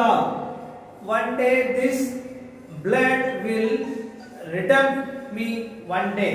Amen. ಮತ್ತು ಆ ರಕ್ತದೊಂದಿಗೆ ಐಕ್ಯವಾಗ್ತೇವೆ ನಾವು, ಆ ಯೇಸು ಕ್ರಿಸ್ತನ ರಕ್ತದೊಂದಿಗೆ. One day we will also be united with this blood. One day ಐಕ್ಯವಾಗುವುದು ಮಾತ್ರವಲ್ಲ, 7 ಮೆಟ್ಟಿಲುಗಳನ್ನು ಹತ್ತುವಾಗ ನಾವು ನಿತ್ಯದೊಳಗೆ ನಾವು ಪ್ರವೇಶ ಮಾಡುತ್ತೇವೆ. not only we have been redemption with the blood, we will also travel these 7 steps and we will reach into the rapture. ನಾನು ನಿತ್ಯದೊಳಗೆ ಪ್ರವೇಶ ಮಾಡ್ತೇನೆ ಎಂಬಂತ ಆ ಒಂದು ಪ್ರಕಟಣೆ ಯಾರಿಗೆ ಬಂತು? ಹನೋಕನಿಗೆ ಬಂತು. The revelation which Enoch had was he will travel the 7 step and reach the rapture. ಇದರಲ್ಲಿ ಹೇಬೆಲನಿಗೂ ಮತ್ತು ಹನೋಕನಿಗಿರುವಂತಹ ಸಂಬಂಧವನ್ನ ನಾವು ನೋಡ್ತೇವೆ. Here we can see the relationship between the Abel and the Enoch. ವಿಮೋಚನೆ ಹೊಂದಿ 7 ಮೆಟ್ಟಿಲುಗಳನ್ನು ಹತ್ತಿ ನಾವು ನಿತ್ಯಕ್ಕೆ ಪ್ರವೇಶಿಸ್ತೇವೆ. See, after we receive the redemption, we will travel the 7 steps. ಇದೇ ಹೇಬೆಲ ಮತ್ತು ಹನೋಕ ಆಗಿದೆ. This is the Abel and Enoch. ಪೌಲನು ಹೇಬೆಲನ ಕುರಿತು ಮಾತನಾಡುವಾಗ ಅದು alpha. When Paul speaks about the Abel and Enoch, that is alpha. ಹೇಬೆಲನ ಕುರಿತಾಗಿ ಮಾತನಾಡುವಾಗ ಅದು ಹೇಬೆಲನ ಕುರಿತು ಅದು ಆಲ್ಫಾ ಆಗಿದೆ. So when he speak about the Abel, that is alpha. ಹನೋಕನ ಕುರಿತಾಗಿ ಮಾತನಾಡುವಾಗ ಅದು ಒಮೆಗಾ ಆಗಿದೆ. When he speak about the Enoch, that is omega. Brother Branham ಅವರು ಮಾಸ್ಟರ್ ಪೀಸ್ ಎಂಬ ಸಂದೇಶದಲ್ಲಿ ಈ ರೀತಿಯಾಗಿ ಹೇಳ್ತಾರೆ. See, in the message called masterpiece, he tells these things. ಮೊದಲನೆಯದು ಕಡೆಯದಾಗುತ್ತೆ, ಕಡೆಯದು ಮೊದಲನೇ ಆಗುತ್ತೆ. The first will become the last and the last will become the first. ಆಮೇಲೆ ಮೊದಲಿದ್ದದ್ದು ಕೊನೆಯದಾಯಿತು, ಕೊನೆಯದು ಮೊದಲನೇದಾಯಿತು. The first has become last and the last become the first. ಆಮೇಲೆ ಇದೇ alpha ಮತ್ತು omega. This is the alpha omega. ಇದರಲ್ಲಿ ವಧುವಿನ ಹಿಂದಿನ ವಿಷಯವನ್ನು ನಾವು ಹೇಳುವಾಗ ಮೊದಲು ಅಪೋಸ್ತಲರ ಬ್ರೈಡ್ ಬರ್ತಾಳೆ, ಪ್ರವಾದಿಯವರು ಹೇಳೋದನ್ನ ನೋಡಬಹುದು. When we see that in this first place the first bride will come over there. ಆಮೇಲೆ ಅಪೊಸ್ತಲಿಕ್ ಬ್ರೈಡ್ ಬರ್ತಾಳೆ. The apostolic bride will come over there. ಅವಳು ಹೇಗಿದ್ದಾಳೆ ಅಂತ ಹೇಳಿದ್ರೆ ಶಿಸ್ತಾಗಿ, ಕ್ರಮವಾಗಿ, ಒಳ್ಳೆ ವಸ್ತ್ರಗಳನ್ನು ಧರಿಸಿಕೊಂಡವಳಾಗಿ, ಕೂದಲನ್ನ ಉದ್ದ ಬಿಟ್ಟುಕೊಂಡವಳಾಗಿ ಅವಳು ಬರ್ತಾ ಇದ್ದಾಳೆ. See, she will come in a beautiful manner. She will be wearing a nice robe, nice dress, and also she will be having a long hair, and she will be coming in a beautiful manner. ಆಮೇಲೆ ಅವಳ ಬಟ್ಟೆ ಎಲ್ಲ ಸರಿಯಾಗಿದೆ. Her clothes are very good. ಅವಳ ತಲೆಯ ಕೂದಲುಗಳೆಲ್ಲವೂ ಸರಿಯಾಗಿದೆ. Her hair style is also good. ಆಮೇಲೆ ಆ ಪ್ರವಾದಿಯವರು ಹೇಳ್ತಾರೆ, ಯುದ್ಧವ ಮಾಡೋಣ ಬನ್ನಿರಿ ಯುದ್ಧ ವೀರರೇ ಎಂಬಂತ ಹಾಡಿಗೆ ತಕ್ಕಂತೆ ಅವರು ಹೆಜ್ಜೆಯನ್ನ ಇಟ್ಟುಕೊಂಡು ಅವರು ಮುಂದಕ್ಕೆ ಬರ್ತಾ ಇದ್ದಾರೆ ಎಂಬುದಾಗಿ ಹೇಳುವುದನ್ನು ನೋಡುತ್ತೇವೆ. See, we can see the soldiers come for this battle the same way. As the soldiers are stepping or marching, the same way the bride is also started to stepping and reaching the Lord. ಈಗ ಆ ಒಂದು ಅಪೊಸ್ತಲಿಕ್ bride ಹೋಗ್ತಾ ಇರುವಾಗ ಹಿಂದ್ಗಡೆ ಕೆಲವರು ಬರ್ತಾ ಇದ್ದಾರೆ. See, when apostolic bride is being going up front, there are some people backside. ಅದರ ಮಧ್ಯದಲ್ಲಿ ಕೆಲವರು ಬರ್ತಾ ಇದ್ದಾರೆ. In between some people are there. ಅಲ್ಲಿ ಏಷ್ಯನ್ ಬ್ರೈಡ್ ಇದ್ದಾಳೆ. That is Asian bride. America bride ಇದ್ದಾಳೆ. American bride. ಯುರೋಪಿಯನ್ ಬ್ರೈಡ್ ಇದ್ದಾಳೆ. European bride. ಇವರೆಲ್ಲ ಹೇಗಿದ್ದಾರೆ ಅಂದ್ರೆ ಮಾಡರ್ನ್ ಆಗಿದ್ದಾರೆ. They are all a modern bride. ಆಮೇಲೆ ಇವರ ಡಿನಾಮಿನೇಷನ್ ಚರ್ಚಸ್ ಇದೆ. Denomination churches are also there. ಇವರು ಹೇಗೆ ಬರ್ತಾ ಇದ್ದಾರೆ? ರಾಕ್ ಅಂಡ್ ರೋಲ್ ಮ್ಯೂಸಿಕ್ ಕೊಡ್ಕೊಂಡು ಬರ್ತಾ ಇದ್ದಾರೆ. They are all coming into a nice drumstick and all drums and all with the musicians. ಇವರು ಹೇಗಿದ್ದಾರೆ ಅಂದ್ರೆ ಅಸ್ತವ್ಯಸ್ತವಾಗಿದ್ದಾರೆ. Their clothes are not in a good manner. ಪ್ರವಾದಿಯವರು ಹೇಳ್ತಾರೆ, ಇವರು ಹೆಚ್ಚು ಕಡಿಮೆ ನಿರ್ಮಾಣವಾಗಿ ಇದ್ದಾರೆ ಎಂಬುದಾಗಿ ಹೇಳ್ತಾರೆ. The prophet says that they are almost in the naked form. ಅದನ್ನ ನೋಡುತ್ತಾ ಇರುವಾಗ ಪ್ರವಾದಿಯವರು ಅವರು ಅತ್ತರು ಎಂಬುದಾಗಿ ಹೇಳಿ ನಾವು ನೋಡ್ತೇವೆ. After this seeing by the prophet, he is been crying for this. ಆಮೇಲೆ ಏನ್ ಮಾಡಿದ್ರು? ಅವರು ಅಳ್ತಾ ಇದ್ದಾರೆ. See, he is crying over there. ಯಾಕೆ? ಅವರ ವಸ್ತ್ರಗಳೆಲ್ಲವೂ ಕೂಡ ಒಂದು ಯಾವುದೋ ಒಂದು ರೀತಿಯಲ್ಲಿ ಇದೆ, ಕೇವಲವಾಗಿದೆ. See, their dresses are not in a correct manner. ಅವರು ಹಾಗೆ ಅಳುತ್ತಾ ಇರುವಾಗ when prophet is crying over there, ತಿರುಗಿ ಮದಲಗಿತ್ತು ಬರುವುದನ್ನು ನೋಡ್ತೇವೆ. after that we can see again a bride coming over there. ಆಮೇಲೆ ಅದೇ ಆಲ್ಫಾ, that is alpha ಮತ್ತು omega, that is omega. Hallelujah, Hallelujah. Omega bride ಅಲ್ಲಿ ಬರ್ತಾ ಇದ್ದಾಳೆ. See, omega bride is coming over there. Amen. ಅವಳು ಹೇಗಿದ್ದಾಳೆ ಅಂತ ಹೇಳಿದ್ರೆ same ಮೊದಲು ಯಾವ ರೀತಿಯಾಗಿ ಆ ಅಪೊಸ್ತಲಿಕ್ ಬ್ರೈಡ್ ಬಂದಳೋ ಅದೇ ರೀತಿಯಾಗಿ ತಿರುಗಿ ಅವಳು ಬರುವುದನ್ನು ನೋಡ್ತಾ ಇದ್ದೇವೆ. We can see that the same bride, how apostolic bride is being there on the front, the same way the end time bride is also traveling over there. Bride ಎರಡನೇ ಸಾರಿ ಬರುವುದನ್ನು ನೋಡ್ತಾ ಇದ್ದೇವೆ. Again we can see the second time bride is coming over there. ಮೊದಲು ಹೇಬೆಲ, ನಂತರ ಹನೋಕ. Firstly the Abel, the secondly after that we can see Enoch. Omega bride ದೃಶ್ಯದಲ್ಲಿ ಬರುವಾಗ ಮೊದಲು ಬಂದ ಆಲ್ಫಾ ಬ್ರೈಡ್ ಹಾಗೆಯೇ ಇರುವುದನ್ನು ನೋಡಬಹುದು. See, we can see the same vision how the alpha bride is there, the same way the omega bride is also in the same pattern. Angel of the lord ಎಂಬ ಸಂದೇಶದಲ್ಲಿ ಅಲ್ಲಿ ಆ ಪ್ರವಾದಿಗಳು ಹೇಳ್ತಾರೆ, ಒಂದು ಕೈ ಆಲ್ಫಾ ಆಗಿದೆ, ಇನ್ನೊಂದು ಕೈ ಒಮೆಗಾವಾಗಿದೆ ಎಂಬುದಾಗಿ ಹೇಳ್ತಾರೆ. See, in the angel of Lord, the message, one hand is alpha and the another hand is the omega. ಹೇಗೆ? ಒಂದು ಕೈ ಆಲ್ಫಾ, ಇನ್ನೊಂದು ಕೈ omega. That is, one left hand is alpha, the right hand is omega. In between ಮಧ್ಯದಲ್ಲಿ ಏನಿದೆ? 7 ಸಭೆಯ ಕಾಲಗಳು. In between what is there? There is the 7 church ages. ಮೊದಲನೆಯ alpha ಅದು ಎಫೆಸ ಆಗಿದೆ, ಕೊನೆಯ ಒಮೆಗಾ ಅದು ಲವೋಡಿಷಿಯನ್ ಏಜ್ ಆಗಿದೆ. See, first age, Omega. So first omega age is the Ephesians Alpha. Alpha. ಮೊದಲನೇದು alpha, The first one is alpha. ಕೊನೆಯದು omega. The last is omega. ಈಗ ಈ ಎರಡು ಪ್ರಕಟಣೆಗಳು ನಮಗೆ ಬಂದಿದೆ. See, this revelation has come to us. ಈಗ ಇದರಲ್ಲಿ ಹೇಗೆ ನಡೆದು ಮೇಲಕ್ಕೆ ಹೋಗುವುದು, How we have to be travel through this. ಎಫೆಸ ಸಭೆಯು ಅದು ಆಲ್ಫಾ, ಅದು ಕ್ರಿಸ್ತ ಶಕ 53ರಲ್ಲಿ ಅದು ಆರಂಭ ಆಯಿತು. See, Ephesians age, the Ephesians church age is the alpha that has been started in 53 AD. ಈಗ 1963ರಲ್ಲಿ ಮುದ್ರೆಗಳು ತೆರೆಯಲ್ಪಟ್ಟ ನಂತರವಾಗಿ ಬ್ರೈಡ್ ಏಜ್ ಆರಂಭ ಆಗಿದೆ. In 1963, the seals have been opened, and in that period, the bride age has been again started. ನಾವೆಲ್ಲಿದ್ದೇವೆ? ನಾವು ಯಾವ್ದ್ರೊಳಗಿದ್ದೇವೆ? So, in which age are we? ನಾವು bride age ಅಲ್ಲಿ ಇದ್ದೇವೆ. We are also into the bride age. ಆದ್ರೆ ಯುಗ ಯಾವ ಯುಗ? ಲವೋಡಿಷಿಯನ್ ಯುಗವೇ ಆಗಿದೆ, ಲವೋದಿಕೆ ಯುಗವೇ ಆಗಿದೆ.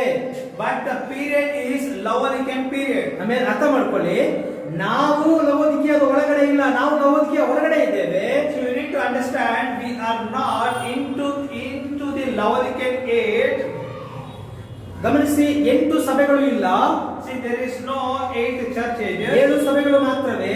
Only 7 church ages. ಆಮೇಲೆ ಆದ್ರೆ ನಾವು ಎಲ್ಲಿದ್ದೇವೆ ಅಂತ ಹೇಳಿದ್ರೆ ಲವೋದಿಕೆಯದ ಹೊರಗಡೆ ಇದ್ದೇವೆ.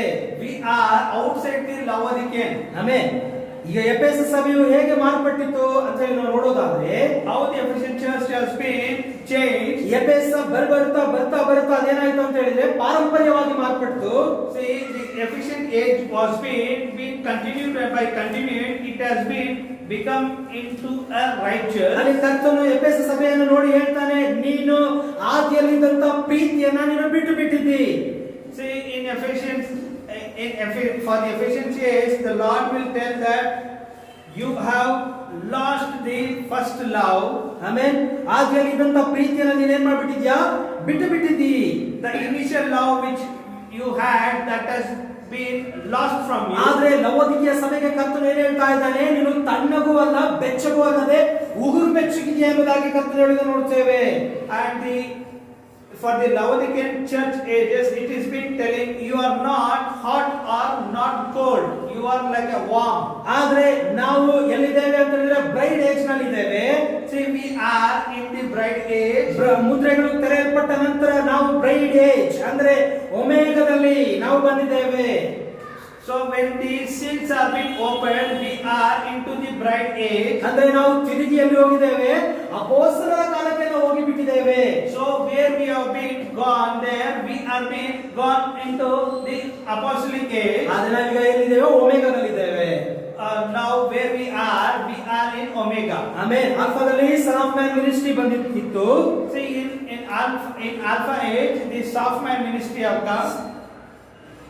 ಈಗ ತಿರುಗಿ ಸನ್ ಆಫ್ ಮ್ಯಾನ್ ಮಿನಿಸ್ಟ್ರಿ ತಿರುಗಿ ಬಂದಿದೆ. And again the son of man ministry has come again. Hallelujah. ನಾನು ಆಲ್ಫಾ ಮತ್ತು ಒಮೆಗಾ ಆಗಿದ್ದೇನೆ. I am alpha and omega. ನಾನು ಏಬೆಲ್ನ ಕಾಣಿಕೆಯನ್ನು ಅಂಗೀಕರಿಸಿದ್ದೇನೆ. See, I have accepted the Abel's sacrifice. ಹನೋಕನ ಜೀವಿತವನ್ನು ಅಂಗೀಕರಿಸಿದ್ದೇನೆ. And I have accepted the Enoch's life. ಆಮೇಲೆ ನಾವು ಕೂಡ ನಮ್ಮನ್ನು ಕೂಡ ಕರ್ತನು ಅಂಗೀಕರಿಸಿದ್ದಾನೆ. ನಾವು ಹೇಗಿದ್ದೇವೆ ಅಂತ ಹೇಳಿದ್ರೆ ಕ್ರಿಸ್ತನೊಂದಿಗೆ ವಾಕ್ ಮಾಡ್ತಾ ಇದ್ದೇವೆ, ಕ್ರಿಸ್ತನೊಂದಿಗೆ ನಾವು ನಡೀತಾ ಇದ್ದೇವೆ. How we are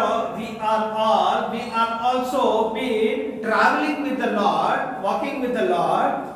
ಅವನು ಕೂಡ ದೇವರೊಂದಿಗೆ ನಡೀತಾ ಇದ್ದಾಗ ಅವನು ಕಾಣದೆ ಹೋದನು ಎಂಬುದಾಗಿ ನಾವು ನೋಡುತ್ತೇವೆ. See, we can see when he was been walking with the Lord, he was been not been seen. ಈಗ ನಾವು ಒಮೆಗಾದಲ್ಲಿದ್ದೇವೆ. Now we are been into omega. ಆದ್ರೆ ನಮ್ಮ ನಂಬಿಕೆ ಎಲ್ಲಿಗೆ ತಿರುಗಿದೆ? ಆಲ್ಫಾಗೆ ತಿರುಗಿದೆ. But our faith has been turned to the alpha. ಎಫೆಸ ಸಭೆಗೆ ಕರ್ತನು ಹೇಳುತ್ತಾನೆ, ನೀನು ಆದಿಯಲ್ಲಿದ್ದ ಪ್ರೀತಿಯನ್ನ ನೀನು ಬಿಟ್ಟು ಬಿಟ್ಟಿದ್ದಿ.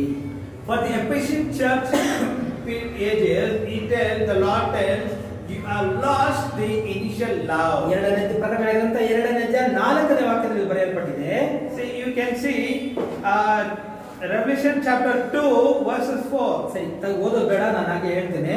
ಇವಾಗ ಅದರಲ್ಲಿ ಏನಿದೆ, ನೀನು ಆಗಿರಿದ ಪ್ರೀತಿಯನ್ನು ಬಿಟ್ಟು ಬಿಟ್ಟಿದ್ದೀಯ ಎಂಬುದಾಗಿ ಬರೆಯಲ್ಪಟ್ಟಿದೆ. It has been told as thou hast left my first love. ಅದೇ ರೀತಿಯಾಗಿ ರೆವಲ್ಯೂಷನ್ 3ನೇ 4-5ನೇ ವಾಕ್ಯದಲ್ಲಿ ಏನಿದೆ ಅಂತ ಹೇಳಿದ್ರೆ, 3ನೇ 14 ಮತ್ತು 15ನೇ ವಾಕ್ಯದಲ್ಲಿ ಅಲ್ಲಿ ನೋಡುವಾಗ, ನೀನು ತಣ್ಣಗೂ ಅಲ್ಲದೆ ಬೆಚ್ಚಗೂ ಇಲ್ಲದೆ ನೀನು ಉಗುರು ಬೆಚ್ಚಗಿದೆಯಾ ಎಂಬುದಾಗಿ ನಾವು ಓದೋದನ್ನು ನೋಡುತ್ತೇವೆ. And in 15th verse we can see, thou art neither cold nor hot. I would thou wert cold or not hot.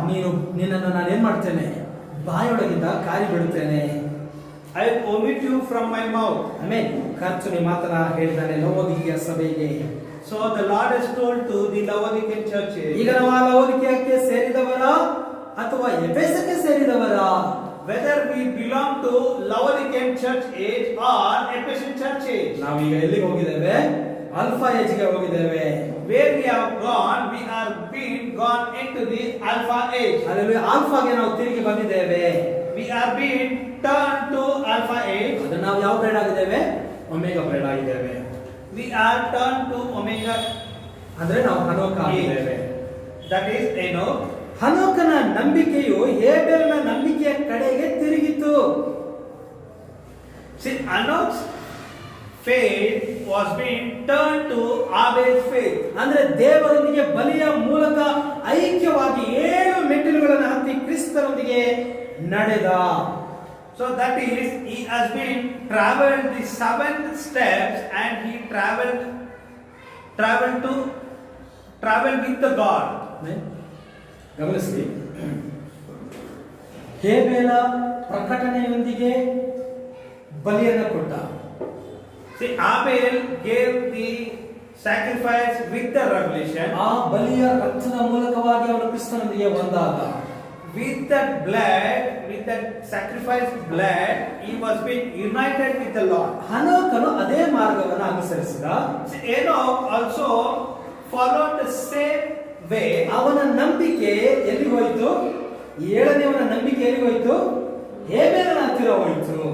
We can see the 7th person's faith is being turned to the first one's faith. ಈಗ ಪ್ರವಾದಿಯು ಏನ್ ಮಾಡ್ತಾರೆ ಅಂತ ಹೇಳಿದ್ರೆ, ಮಕ್ಕಳ ಮನಸ್ಸನ್ನ ತಂದೆಗಳ ಕಡೆಗೆ ತಿರುಗಿಸ್ತಾನೆ. So now what is happening over here? The prophet turns the hearts of the children. ಓದ್ಕೊಳ್ಳೋಣ. Malachi 4ನೇ ಅಧ್ಯಾಯ 6ನೇ ವಾಕ್ಯ. Malachi chapter 4 6th verse. ಅವನು ತಂದೆಗಳ ಮನಸ್ಸನ್ನು ಮಕ್ಕಳ ಕಡೆಗೂ ಮಕ್ಕಳ ಮನಸ್ಸನ್ನು ತಂದೆಗಳ ಕಡೆಗೂ ತಿರುಗಿಸುವನು. ಇಲ್ಲಿ ಮಕ್ಕಳ ಮನಸ್ಸನ್ನ ತಂದೆಗಳ ಕಡೆಗೂ ತಿರುಗಿಸುವನು ಎಂಬುದಾಗಿ ನೋಡ್ತೇವೆ. Here he shall turn the heart of the fathers to children. Amen. ನಾವು ಮಕ್ಕಳಾಗಿ ಆರಿಸಿಕೊಳ್ಳಲ್ಪಟ್ಟವರಾಗಿದ್ದೇವೆ. We are being chosen as children. ನಮ್ಮ ನಂಬಿಕೆ ಈಗ ಎಲ್ಲಿ ಹೋಗಿದೆ ಅಂದ್ರೆ ತಂದೆಗಳ ಕಡೆಗೆ ಹೋಗಿದೆ. ತಂದೆಗಳ ನಂಬಿಕೆ ಕಡೆಗೆ ಹೋಗಿದೆ. Where these children are being faith, the children's faith are being turned to father's faith. ಅಂದ್ರೆ ಆದಿ ಅಪೊಸ್ತಲರ ನಂಬಿಕೆಗೆ ಹೋಗಿದೆ. That is, it has been turned to apostolic age. ತಿರುಗಿ ಈಗ ನಮಗೆ ಅಪೊಸ್ತಲರ ನಂಬಿಕೆ ತಿರುಗಿ ಬಂದಿದೆ. Now again the apostolic revelation has been come to us. ಈಗ ನಾವು ತಿರುಗಿ ಎಲ್ಲಿಗೆ ಹೋಗ್ಬೇಕು? ಏದೆನ್ಗೆ ಹೋಗ್ಬೇಕಾಗಿದೆ. So again we have to travel to Eden. ಆದಾಮ ಎಲ್ಲಿದ್ದ? Where Adam was. ಏದೆನ್ನಲ್ಲಿ ಇದ್ದ. Adam was in Eden. ಅವನು ದೇವರೊಂದಿಗೆ ನಡೀತಾ ಇದ್ದ. He was walking with the Lord. ಅವನು ದೇವರೊಂದಿಗೆ ಮಾತನಾಡುತ್ತಾ ಇದ್ದ. He was speaking with the Lord. ಈಗ ನಾವು ತಿರುಗಿ ಏದೆನ್ಗೆ ಹೋಗ್ಬೇಕಾಗಿದೆ. Now we have to go to Eden garden. ಏದೆನ್ನಲ್ಲಿ ಆದಾಮ ಹವ್ವ ಇಬ್ಬರು ಕೂಡ ಪರ್ಫೆಕ್ಟ್ ಆಗಿದ್ರು. See, in Eden garden, Adam and Eve were being perfect. ಆಗ ಲೋಕವು ಕೂಡ ಪರ್ಫೆಕ್ಟ್ ಆಗಿತ್ತು. At that time, the world was also a perfect. ಈಗ ಪರ್ಫೆಕ್ಟ್ ಆದಂತ ಸ್ಥಳಕ್ಕೆ ಹೋಗುವುದು ಹೇಗೆ? How we can go to that perfect place? ಆ ಒಂದು ಸ್ಥಳಕ್ಕೆ ಹೋಗುವುದಕ್ಕಾಗಿ ಏನಾಗಬೇಕು? ನಾವು ಆಸೆ ಪಡುವವರಾಗಿರಬೇಕು. To go to that place, first we should have that anxious to go to that place. Amen. ನಮಗೆ ಯಾವ ಒಂದು ಆಸೆನೇ ಇಲ್ಲ ಅಂತ ಹೇಳಿದ್ರೆ, When we do not have that anxious, ಇವಾಗ ಅದನ್ನ ನಾವು ಪಡ್ಕೊಳ್ಳೋಕೆ ಸಾಧ್ಯ ಇಲ್ಲ. then we will not be able to receive that place. ಕ್ರಿಸ್ತನ ಮೇಲೆ ಒಂದು ಆಸೆ ಆ ಪ್ರೀತಿ ಇಲ್ಲ ಅಂತ ಹೇಳಿದ್ರೆ ಕ್ರಿಸ್ತನೊಂದಿಗೆ ನಮಗೆ ನಡೆಯೋದಕ್ಕೆ ಆಗೋದಿಲ್ಲ. See, when we do not have that wanting and that love upon Jesus Christ, then we will not be able to reach the love at that place. ಇವಾಗ ನಮಗೆ ಯಾವ್ದಾದ್ರು ವಸ್ತುವನ್ನ ತೆಗೆದುಕೊಳ್ಬೇಕಾದ್ರೆ ಆ ವಸ್ತುವಿನ ಮೇಲೆ ನಮಗೆ ಫಸ್ಟ್ ಏನ್ ಬರಬೇಕು? ಪ್ರೀತಿ ಬರಬೇಕು, ಅದರ ಮನಸ್ಸು ಬರಬೇಕು. See, if you want to buy anything, firstly we need to have a love upon that thing. Then only we can buy that thing. ಇವಾಗ ಉದಾಹರಣೆ ಹೇಳ್ತೀನಿ, ಒಂದು ಬೈಕ್ ಅನ್ನು ತೆಗೆದುಕೊಳ್ಬೇಕಂದಾಗ For example, if you want to buy a bike, ಈಗ ಆ bike ಮೇಲೆ ನಮಗೆ ಆಸೆನೇ ಇಲ್ಲ ಅಂತ ನಾವು bike ತಗೊಳ್ತೇವಾ? if we do not have a love upon that bike, whether we buy that bike, ಆಸೆ ಇದ್ರೆ ಮಾತ್ರ ನಾವು ಅದನ್ನು ಖರೀದಿ ಮಾಡ್ತೇವೆ. see, only if we have the love upon that bike, then only we going to buy that bike. ಅದೇ ರೀತಿಯಾಗಿ ನಮಗೆ ಆ ಏತನಿಗೆ ಹೋಗೋದಕ್ಕೆ ನಮಗೆ ಮೊದಲು ಆಸೆ ಇರಬೇಕು. At the same way, firstly we should have the love upon the Eden garden. ನಾವು ಬಾಡಿ ಚೇಂಜ್ ಅನ್ನ ಮಿಸ್ ಮಾಡ್ಕೊಳ್ಬಾರ್ದು. We should not leave the body change. ಬಲವುಳ್ಳ ದೂತನಾದ ಕ್ರಿಸ್ತನು ಇಳಿದು ಬಂದು ನಮ್ಮನ್ನ ಈಗ ಏನ್ ಮಾಡ್ತಾ ಇದ್ದಾನೆ ಅಂದ್ರೆ ಲೀಡ್ ಮಾಡ್ತಾ ಇದ್ದಾನೆ.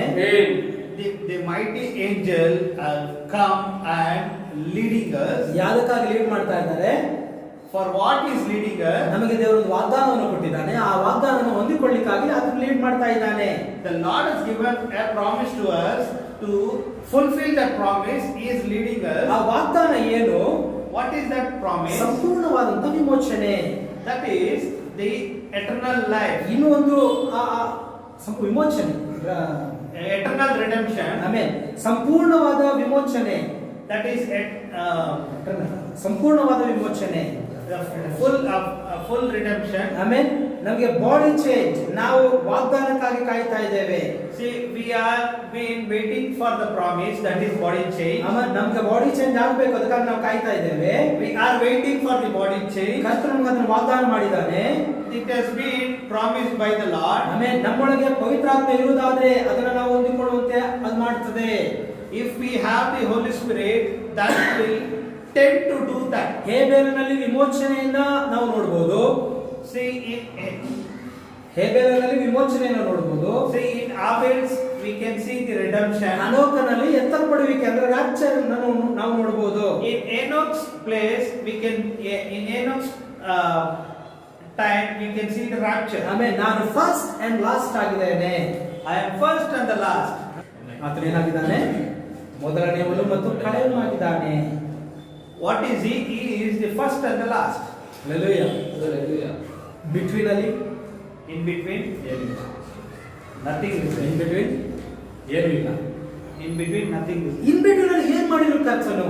In between, what the Lord did. ಇವಾಗ ಮೊದಲನೇ ಸಭೆ ಕಾಲ ಅದು ಮುಗಿದ ನಂತರವಾಗಿ ಇವಾಗ ಏನಾಯ್ತು? ಅಲ್ಲಿ ಎಲ್ಲರೂ ಕೂಡ ಆ ಕ್ರಿಸ್ತನ ಮೇಲಿದ್ದಂತ ಪ್ರೀತಿಯನ್ನ ಅವರು ಬಿಟ್ಬಿಟ್ರು. See, in between what the Lord did, in the first age, the first love was being dropped over there. ಈಗ ಕರ್ತನು ಏನ್ ಮಾಡ್ಬೇಕಾಯ್ತು ಅಂತ ಹೇಳಿದ್ರೆ ಆತನ ಮಧ್ಯಸ್ಥಿಕೆಯ ಸೇವೆನ ಆತನು ಮಾಡ್ಬೇಕಾಯ್ತು.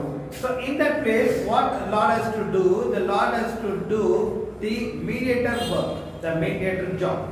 ಸಭೆಯ ಕರ್ತನು ಏನು ಹೇಳಿದ್ರು? ಆದಿಯಲ್ಲಿದ್ದ ಪ್ರೀತಿಯನ್ನ ನೀನು ಬಿಟ್ಟಿದ್ದಿ. For the Ephesian churches, what did he say? He said, you have lost the first love. ಅಲ್ಲಿಂದ ಆತನು ಮಧ್ಯಸ್ಥಿಕೆಯ ಸೇವೆಯನ್ನು ಆತನು ಮಾಡುತ್ತಾ ಬಂದನು. From there, he is been doing a mediator work. ಆಮೇಲೆ ನಾವು ಲವೋದಿಕೆ ಸಭೆಯಲ್ಲಿ ಇದ್ದೇವೆ. See, we are in Laodicean churches. ಈಗ 1963ರಲ್ಲಿ ಆತನು ಮುದ್ರೆಯನ್ನು ತೆರೆದನು.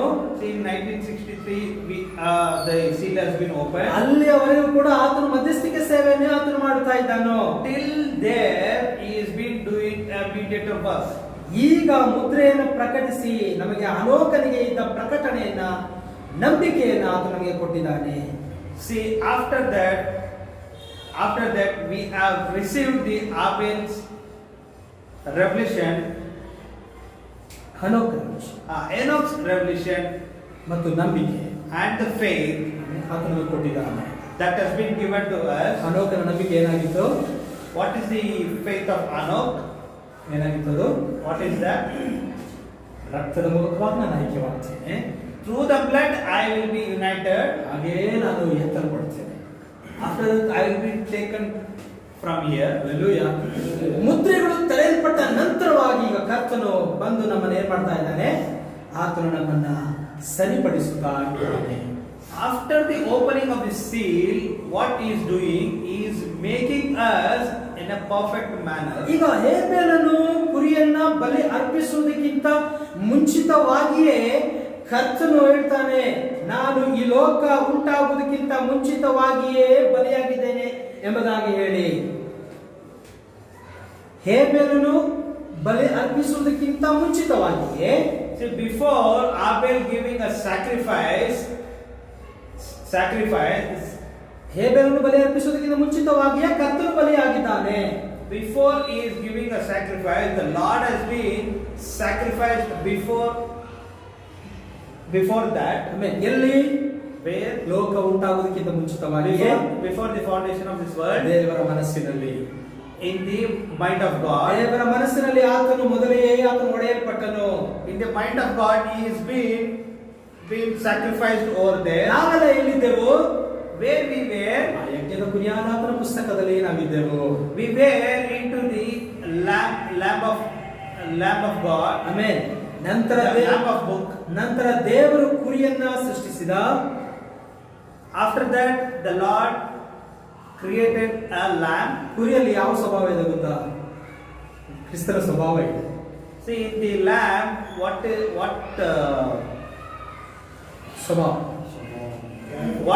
character it has? It Amen. has a Jesus Christ character. Amen. ದೇವರಿಗೆ ಸ್ತೋತ್ರವಾಗಲಿ. ಇವಾಗ ನಾವು ಕೂಡ ಅಷ್ಟೇನೆ, ನಮ್ಮನ್ನ ಕರ್ತನು ಲೀಡ್ ಮಾಡಲಿಲ್ಲ ಅಂತ ಹೇಳಿದ್ರೆ ನಾವು ಮಾರ್ಗ ತಪ್ಪಿ ಹೋಗ್ತೇವೆ. The same way, if the Lord is not leading us, we will also turn into different way. ಕುರಿ ಯಾವತ್ತೂ ಕೂಡ ಅದು ತನ್ನಿಷ್ಟದಂತೆ ನಡೆಯೋದಕ್ಕೆ ಆಗೋದೇ ಇಲ್ಲ. Say the lamb will not go into his own way. ಒಂದು ವೇಳೆ ತನ್ನಿಷ್ಟದಂತೆ ಅದು ನಡೆದ್ರೆ ಏನಾಗುತ್ತೆ? ಮಾರ್ಗ ತಪ್ಪೋಗ್ಬಿಡುತ್ತೆ, ಸಂಕಟದಲ್ಲಿ ಸಿಕ್ಕಾಕೊಂಡ್ಬಿಡುತ್ತೆ.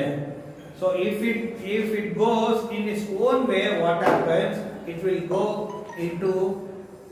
in a wrong way either, or it will caught in a struggle manner. ಮೇಕೆ ಹಾಗಲ್ಲ, ಮೇಕೆ ಹೆಂಗ್ ಬೇಕಾದ್ರೂ ಹೋಗ್ಬಿಡುತ್ತದೆ. The goat can go in any way. ಆಮೇಲೆ ನಾವು ಕುರಿಗಳಾಗಿದ್ದೇವೆ. So we are all lamb. ನಮ್ಮನ್ನ ನಡೆಸಬೇಕಾಗಿದ್ದು ಕುರುಬನೇ. The lamb has been leaded by the shepherd only. ಕುರುಬನ ಹಿಂದೆ ನಾವು ಹೋಗ್ಬೇಕು. We have to go behind the shepherd. Hallelujah. ಕುರಿಯನ್ನ ದೇವರು ಸೃಷ್ಟಿ ಮಾಡಿದಾನೆ. ಆ ಕುರಿಯಲ್ಲಿ ದೇವರ ಸ್ವಭಾವ ಇದೆ, ಕ್ರಿಸ್ತನ ಸ್ವಭಾವದಲ್ಲಿ ಇದೆ. See, the Lord has created a lamb. In that lamb, the character lamb has the same character is being with the Lord Jesus Christ. ಹೇಬೇಲನ ಪ್ರಕಟಣೆಯು ನಮಗೆ ನಿತ್ಯ ಜೀವನ ಉಂಟು ಮಾಡುತ್ತದೆ. See, Abel's revelation will lead to rapture. ನಿತ್ಯ ಜೀವನ ಉಂಟು ಮಾಡುತ್ತದೆ. It leads to the eternal life. ದೇವರ ಸ್ವಂತ ಜೀವವನ್ನ ಹೊಂದಿ ನಾವು ಹೊಸದಾಗಿ ಹುಟ್ಟುತ್ತೇವೆ. After that, ದೇವರ ಜೀವನ ಹೊಂದಿ ನಾವು ಹೊಸದಾಗಿ ಹುಟ್ಟುತ್ತೇವೆ. after that, the God's life will be received within us, and we will become a ನಾವು newborn. ಹೊಸದಾಗಿ ಹುಟ್ಟಬೇಕಾದ್ರೆ ನಾವು ದೇವರ ಒಂದು ಭಾಗವಾಗಿರಬೇಕು. When we are being a newborn, we are a part of God. ದೇವರ ಭಾಗವಾಗಿದ್ರೆ ಮಾತ್ರ ನಾವು 7 ಮೆಟ್ಟಿಲುಗಳನ್ನು ನಾವು ಹತ್ತುತ್ತೇವೆ. When we are part of God, then only we will be able to step in 7 steps. Hallelujah. ಆದಾಮನನ್ನ ನಾವು ನೋಡುವಾಗ ಅಲ್ಫಾ, ಎರಡನೇ ಆದಾಮನನ್ನು ನೋಡುವಾಗ ಆದಾಮನು ಆಲ್ಫಾ ಆಗಿದ್ದಾನೆ. See, if you see Adam, ಅವನು ಆಲ್ಫಾ ಆಗಿದ್ದಾನೆ. he is alpha. ಎರಡನೇ ಆದಾಮನಾದ ಕ್ರಿಸ್ತನು ಆತನು ಒಮೆಗಾ ಆಗಿದ್ದಾನೆ. The second Adam, that is Christ, is the second Adam. ಆದಾಮನು ದೇವರ ಮಗನಾಗಿದ್ದಾನೆ. Adam is God's son. ಆದರೆ ಯೇಸು ಕ್ರಿಸ್ತನು ದೇವರ ಒಬ್ಬನೇ ಮಗನಾಗಿದ್ದಾನೆ. Here, Jesus Christ is the only beloved son. ಈಗ ಆದಾಮನಿಂದ ಯೇಸು ಕ್ರಿಸ್ತನವರೆಗೆ ಮಧ್ಯದಲ್ಲಿ ಯಾರ್ಯಾರು ಬರ್ತಾರೆ ನೋಡಿ. See, in between Adam and Jesus Christ, in between many people are there. ಮುಗಿಸ್ತೇನೆ. ಮೊದಲನೇದಾಗಿ ಅಲ್ಲಿ ಪ್ರವಾದಿ ಬರ್ತಾರೆ, ಯಾಜಕ ಬರ್ತಾರೆ, ಆಮೇಲೆ ರಾಜರು ಬರ್ತಾರೆ, ಇವರೆಲ್ಲರೂ ಮಧ್ಯದಲ್ಲಿ ಬರ್ತಾರೆ. In between we can see the prophet comes, after that the kings come, ಯಾಜಕ, priest, after that priest comes. ಹಾಗೆ ಆದಿಕಾಂಡದಿಂದ ಹೊಸ ಒಡಂಬಡಿಕೆವರೆಗೂ ಕೂಡ ಆದಾಮನೊಳಗೆ ದೇವರು ವಾಸವಾಗಿದ್ದ, ಯೇಸು ಕ್ರಿಸ್ತನೊಳಗೆ ದೈವತ್ವದ ಪರಿಪೂರ್ಣತೆಯೇ ವಾಸವಾಗಿತ್ತು. ಆದಿಕಾಂಡದಿಂದ ಹೊಸ ಒಡಂಬಡಿಕೆವರೆಗೂ, From Genesis to New Testament, ಆದಾಮನೊಳಗೆ ದೇವರು ವಾಸವಾಗಿದ್ದ. within Adam the God was been into the Adam. ಯೇಸು ಕ್ರಿಸ್ತನೊಳಗೆ ದೈವತ್ವದ ಪರಿಪೂರ್ಣತೆಯೇ ವಾಸವಾಗಿತ್ತು. See, in Jesus Christ the Godhead was been there. ಹೊಸ ಒಡಂಬಡಿಕೆಯಲ್ಲಿ ಅಪೊಸ್ತಲಿಕ್ ಚರ್ಚ್ನಲ್ಲಿದ್ದವನು ಈಗ bride ನೊಂದಿಗಿದ್ದಾನೆ. See, in the New Testament, the apostolic church ages, he was within the bride, and now is bride ನೊಂದಿಗಿದ್ದಾನೆ. also into the bride. ಕ್ರಿಸ್ತನು ಅಪೋಸ್ತಲಿಕ್ ಚರ್ಚ್ನಲ್ಲಿದ್ದ, ಮೊದಲು ಅಪೋಸ್ತಲರ ಚರ್ಚ್ನಲ್ಲಿದ್ದ, ಈಗ bride ನಮ್ಮ ಮಧ್ಯದಲ್ಲಿ ಹಾಕಿದ್ದಾನೆ. See, first the Christ was within the apostolic bride, now he is within us. ಕಾರಣ ನಾವು ಪರಿಪೂರ್ಣವಾದಂತಹ ವಾಕ್ಯವಾಗಿದ್ದೇವೆ. Because we are being a perfect word. ಆತನ ನಮ್ಮೊಳಗೆ ಇರಬೇಕಾದ್ರೆ ನಾವು ಪರಿಪೂರ್ಣವಾದ ವಾಕ್ಯವಾಗಿರಲೇಬೇಕು. If he is within us, when he is within us, then we should be a perfect word. ನಾವು ಪರಿಪೂರ್ಣರಾಗಬೇಕಾದ್ರೆ 7 ಮೆಟ್ಟಿಲುಗಳನ್ನು ಹತ್ತಬೇಕು. So when we have to be in a perfect way, perfect word, then we have to step in the 7 steps. ಕೊನೆಯದಾಗಿ ಓದ್ಕೊಳ್ಳೋಣ. ಪೇತ್ರನು 2ನೇ ಪೇತ್ರ 1ನೇ ಅಧ್ಯಾಯ 6ನೇ ವಾಕ್ಯ, 5 ಮತ್ತು 6ನೇ ವಾಕ್ಯ. 2 Peter, first chapter, 1st chapter, 5 and 6. And beside, நீங்கள் அதிக ஜாக்கிரதையுள்ளவர்களாய் உங்கள் விசுவாசத்தோடு தைரியத்தோடு ஞானத்தோடு இச்சடக்கத்தோடு பொறுமையோடு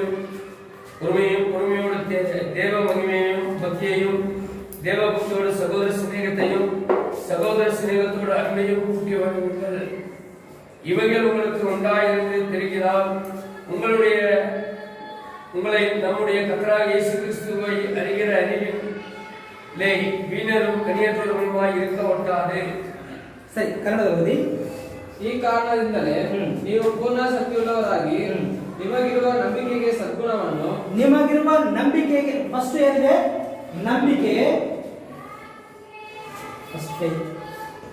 ಓಕೆ, ಮೊದಲನೇದಾಗಿ ನಾವು ನಂಬಿಕೆಯಲ್ಲಿ ಬೆಳಿಬೇಕು. ಎರಡನೇದು ಸದ್ಗುಣಕ್ಕೆ ಜ್ಞಾನವನ್ನು, ಸದ್ಗುಣಕ್ಕೆ ಜ್ಞಾನವನ್ನು ಕೂಡಿಸಬೇಕು. ಜ್ಞಾನಕ್ಕೆ ದಮೆಯನ್ನು ಕೂಡಿಸಬೇಕು. ದಮೆಗೆ ತಾಳ್ಮೆಯನ್ನು, ತಾಳ್ಮೆಗೆ ಭಕ್ತಿಯನ್ನು, ಭಕ್ತಿಗೆ ಸಹೋದರ ಸ್ನೇಹವನ್ನು, ಕೊನೆಯದಾಗಿ ಭಕ್ತಿಗೆ ಸಹೋದರ ಸ್ನೇಹವನ್ನು, ಸಹೋದರ ಸ್ನೇಹಕ್ಕೆ ಪ್ರೀತಿಯನ್ನು ಕೂಡಿಸಿರಿ. ಸಹೋದರ ಸ್ನೇಹಕ್ಕೆ ಪ್ರೀತಿಯನ್ನು ಕೂಡಿಸಿರಿ. ಪ್ರೀತಿ ಯಾರು? ಅದು ಕರ್ತನಾಗಿದ್ದಾನೆ. ಆಮೆನ್. ದೇವರಿಗೆ ಸ್ತೋತ್ರ. ಹಾಗಾದ್ರೆ ಆ ಪ್ರೀತಿಯ ಬಳಿಗೆ ನಾವು ಹೋಗ್ಬೇಕಾದ್ರೆ ನಾವು ಈ 7 ಸ್ಟೆಪ್ಗಳನ್ನು ಹತ್ತಿ ಹೋಗ್ಬೇಕಾಗಿದೆ. ಆಮೇಲೆ ದೇವರಿಗೆ ಸ್ತೋತ್ರ. ಇದು ಕಿಂಗ್ಸ್ ಚೇಂಬರ್ ಆಗಿದೆ, ಇದು ಕ್ಯಾಪ್ ಸ್ಟೋನ್ ಆಗಿದೆ. ಹೇಳ್ತಾನೆ ನಾನು ಹೇಳ್ತೇನೆ. ಓಕೆ, ಈ 7 ಸ್ಟೆಪ್ಗಳನ್ನು ನಾವು ಹತ್ತಿ ಹೋಗ್ಬೇಕಾಗಿದೆ. see, we have to travel the 7 steps. ಆಮೇಲೆ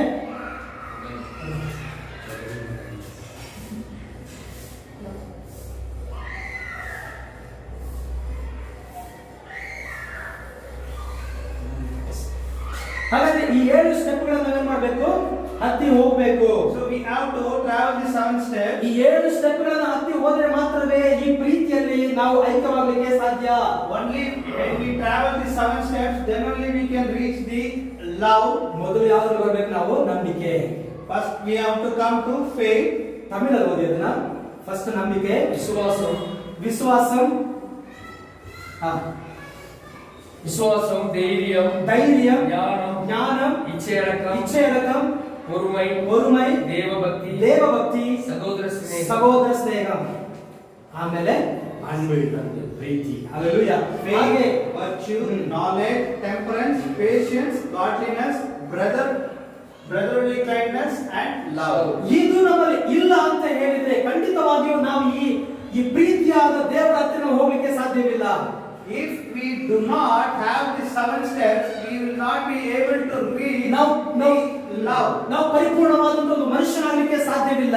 See, we cannot become a perfect man. ಪೂರ್ಣವಾದ ಮನುಷ್ಯನಾಗಬೇಕಾದ್ರೆ ಇವೆಲ್ಲವೂ ನಮ್ಮಲ್ಲಿ ಬೇಕಾಗಿದೆ. See, if you want to become a perfect man, we should have these 7 steps. ಇದರಲ್ಲಿ ನಾವು ಬಂದ್ರೆ ಮಾತ್ರವೇ ನಮಗೆ ರಾಪ್ಚರಿಂಗ್ ಫೇತ್ ಅಧಿಕವಾಗಿ ಇರ್ತದೆ, ನಾವು ರಾಪ್ಚರ್ ಅಲ್ಲಿ ಹೋಗ್ತೇವೆ. So when we travel these 7 steps, then only we will be having the faith of rapture within us. ಹನೋಕ ಏನ್ ಮಾಡ್ದ? ಕಾಣದೇ ಹೋದ. See, what happened to Enoch? Enoch was been disappeared. ಅವನು 7 ಸ್ಟೆಪ್ಗಳನ್ನು ದಾಟಿ ಅವನು ಬಂದ. He was being traveled the 7th step. ದೇವ ದರ್ಶನ ಗುಡಾರದ ಒಳಗೆ ಆ ಒಂದು ಕೃಪಾಸನದ ಹತ್ತಿರ ಹೋಗ್ಬೇಕಂದ್ರೆ 7 ಮೆಟ್ಟಿಲುಗಳು ಇದೆ, ಆ 7 ಭಾಗಗಳು ಇದೆ, ಅದನ್ನು ದಾಟ್ಕೊಂಡು ಹೋಗ್ಬೇಕು. See, when we reach to mercy seat, there are the 7 steps. ನಾವು ರಾಪ್ಚರ್ಲಿ ಹೋಗ್ಬೇಕಂದ್ರೆ ಈ 7 ಕಾರ್ಯಗಳು ನಮ್ಮಲ್ಲಿ ಇರಬೇಕು. See, when we have to go into the rapture, we should have the 7 steps. ಇಲ್ಲವಾದ್ರೆ ನಾವು ಯಾವ ಕಾರಣ ಕೂಡ ಹೋಗ್ಲಿಕ್ಕೆ ಆಗೋದಿಲ್ಲ. ಬರೀ ರಾಪ್ಚರ್ ರಾಪ್ಚರ್ ರಾಪ್ಚರ್ ಅಂತ ಹೇಳ್ತಾ ಇರ್ಬೇಕಷ್ಟೇನೆ. See, if we do not have these things, only we can tell only rapture, rapture, rapture. Hallelujah. Denomination ಹೇಳ್ತಾರಲ್ಲ, ನಾವು ರಾಪ್ಚರ್ ಹೋಗ್ತೇವೆ, ನಾವು ರಾಪ್ಚರ್ ಹೋಗ್ತೇವೆ, ಕರ್ತನು ಬರ್ತಾನೆ ಅಂತ ಹೇಳ್ತಾ ಇದ್ದಾರೆ. See, when we can see the denomination people are telling that we are going to go into rapture, rapture. Hallelujah. ನಾವು ಕೂಡ ಅದೇ ರೀತಿ ಆಗಿದ್ರೆ ರಾಪ್ಚರ್ಲಿ ಹೋಗ್ಲಿಕ್ಕೆ ಸಾಧ್ಯವಿಲ್ಲ. If we are also like that same way, we will also not be able to walk in the rapture. ನಾವು ಕ್ರಿಸ್ತನೊಂದಿಗೆ ನಾವು ನಡೆಯಬೇಕು. See, we have to walk within Christ. ಅವನು ಕ್ರಿಸ್ತನೊಂದಿಗೆ ನಡೆದನು. ಅವನು ವಾಕ್ಯದ ಕ್ರಿಸ್ತನ ಒಂದು ಭಾಗವಾಗಿ ಮಾರ್ಪಟ್ಟನು. See, he was being turned as a word. ನಾವು ಕೂಡ ಕ್ರಿಸ್ತನ ಒಂದು ಭಾಗವಾಗಿದ್ದೇವೆ. We are also being a part of Christ. ನಮ್ಮಲ್ಲಿ ಒಂದು ನಂಬಿಕೆ ಇದೆ, ನಾವು ಖಂಡಿತವಾಗಿ ಆ ರಾಜ್ಯದಲ್ಲಿ ಹೋಗ್ತೇವೆ. Hallelujah. See, we are having a faith, the rapturing faith within us. Amen. ಕರ್ತನು ನಮ್ಮನ್ನು ಆಶೀರ್ವದಿಸಲಿ. The Lord bless us. ನಾವೆಲ್ಲರೂ ಅದಕ್ಕಾಗಿಯೇ ತರ್ಕ ಪಡ್ತಾ ಇದ್ದೇವೆ. We are all struggling for that one. ಖಂಡಿತವಾಗಿಯೂ ನಾವು ಅದಕ್ಕೆ ಹೋಗ್ತೇವೆ. We will go into the rapture. ಹೋಗೋದಕ್ಕಿಂತ ಮುಂಚಿತವಾಗಿ ಕೆಲವೊಂದು ಘಟನೆಗಳು ಕೂಡ ಆಗ್ತದೆ ಈ ಭೂಮಿ ಮೇಲೆ. So before going there, many things going to happen. Amen. Loss angels ಪಟ್ಟಣ ನೀರಿನಲ್ಲಿ 40 ಮೈಲಿಗಳಷ್ಟು ಮುಳುಗಿ ಹೋಗ್ತದೆ. The Los Angeles has to go inside 40 miles into the. ಅದರಲ್ಲಿ ದೊಡ್ಡ ದೊಡ್ಡ ಶಾರ್ಕ್ ಮೀನುಗಳೆಲ್ಲ ತಿರುಗಾಡ್ತದೆ ಎಂಬುದಾಗಿ ಪ್ರವಾದಿ ಹೇಳಿದರು. After that, what happened? The big shark fishes will be swimming into that river and into the ocean. ನಂತರವಾಗಿ rapture ನಡೀತದೆ. After that, the rapture will take place. ಅದು ಅತಿ ಬೇಗನೆ ಸಂಭವಿಸ್ತಾ ಇದೆ. That is going to happen shortly. ಆಮೇಲೆ ನಾವು ಕರ್ತನಲ್ಲಿ ಇನ್ನೂ ಹೆಚ್ಚಾಗಿ ಬೆಳೆಯೋಣ. We will also still develop into the Lord. ಕರ್ತನಲ್ಲಿಯೇ ನಡೆಯೋಣ. We will walk with the Lord. ಕರ್ತನಿಗಾಗಿಯೇ ಜೀವಿಸೋಣ. We will live for the Lord. ಕರ್ತನನ್ನು ಆಶೀರ್ವದಿಸಲಿ. Lord bless us. ಎಲ್ಲರೂ ನಿಂತ್ಕೊಳ್ಳೋಣ.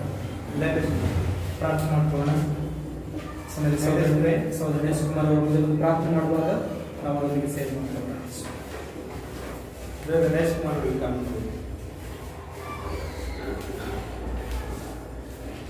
சோத்திரம் ரட்சா, எங்களை நேசிக்கிற சர்வ வல்லமையுள்ள தேவனே, இந்த ஆசீர்வதிக்கப்பட்ட அருமையான மாலை வேலைக்காக உம்மை நன்றியோடு ஸ்தோத்திரிக்கிறோம். கர்த்தாவே, இந்த நல்ல நேரத்திலே ஆபேல் மற்றும் ஏனோக்கினுடைய ஜீவியத்தை குறித்து நாங்கள் தியானித்தோம். ஹல்லேலூயா. அவர்கள் இருவருடைய ஜீவியமும் கர்த்தாவே ஒரு ஆல்பா ஒமேகா ஒரு அடையாளமாக இருந்தது. ஆல்பா ஒமேகா இடையிலே அவர்களுடைய ஜீவியம் நடந்தது. ஹல்லேலூயா. ஆபேலுடைய ரத்தம் பூமியிலே பேசுகிறது என்று பவுல் எழுதியிருக்கிறார். இன்னுமாக ஆபேலுடைய ரத்தம் பேசிக் கொண்டிருக்கிறது. ஸ்தோத்திரம் ஆண்டவரே. இந்த நல்ல நேரத்தில் கூட கர்த்தாவே ஏனோக்குடைய ஜீவித்தை நாம் பார்க்கும்பொழுது அவன் தேவனோடு சஞ்சரித்தான். அவன் தேவனோடு சஞ்சரித்துக் கொண்டு இருக்கையில் காணப்படாமல் போனான் என்று நாங்கள் பார்க்கிறோம். எபிரேயர் 11வது அதிகாரத்திலே இந்த இருவர்களுடைய வாழ்க்கையும் விசுவாச வாழ்க்கையினுடைய ஒரு அடையாளமாக இருக்கிறது. தீர்க்கதரிசி அவருடைய இந்த இருவருடைய வாழ்க்கையை, விசுவாச வாழ்க்கையை ஒரு வெளிப்பாட்டின் செய்தியிலே கொண்டு வந்து விசுவாசமும் வெளிப்பாடும் என்பதை இணைத்து அது எங்களுக்கு பிரித்து கொடுத்திருக்கிறார். ஹல்லேலூயா. விசுவாசமும் வெளிப்பாடும் ஒன்றாக இருக்கிறது. நாங்கள் விசுவாசத்தில் ஜீவிக்கும் போது நாங்கள் வெளிப்பாட்டிலே ஜீவித்துக் கொண்டிருக்கிறோம்.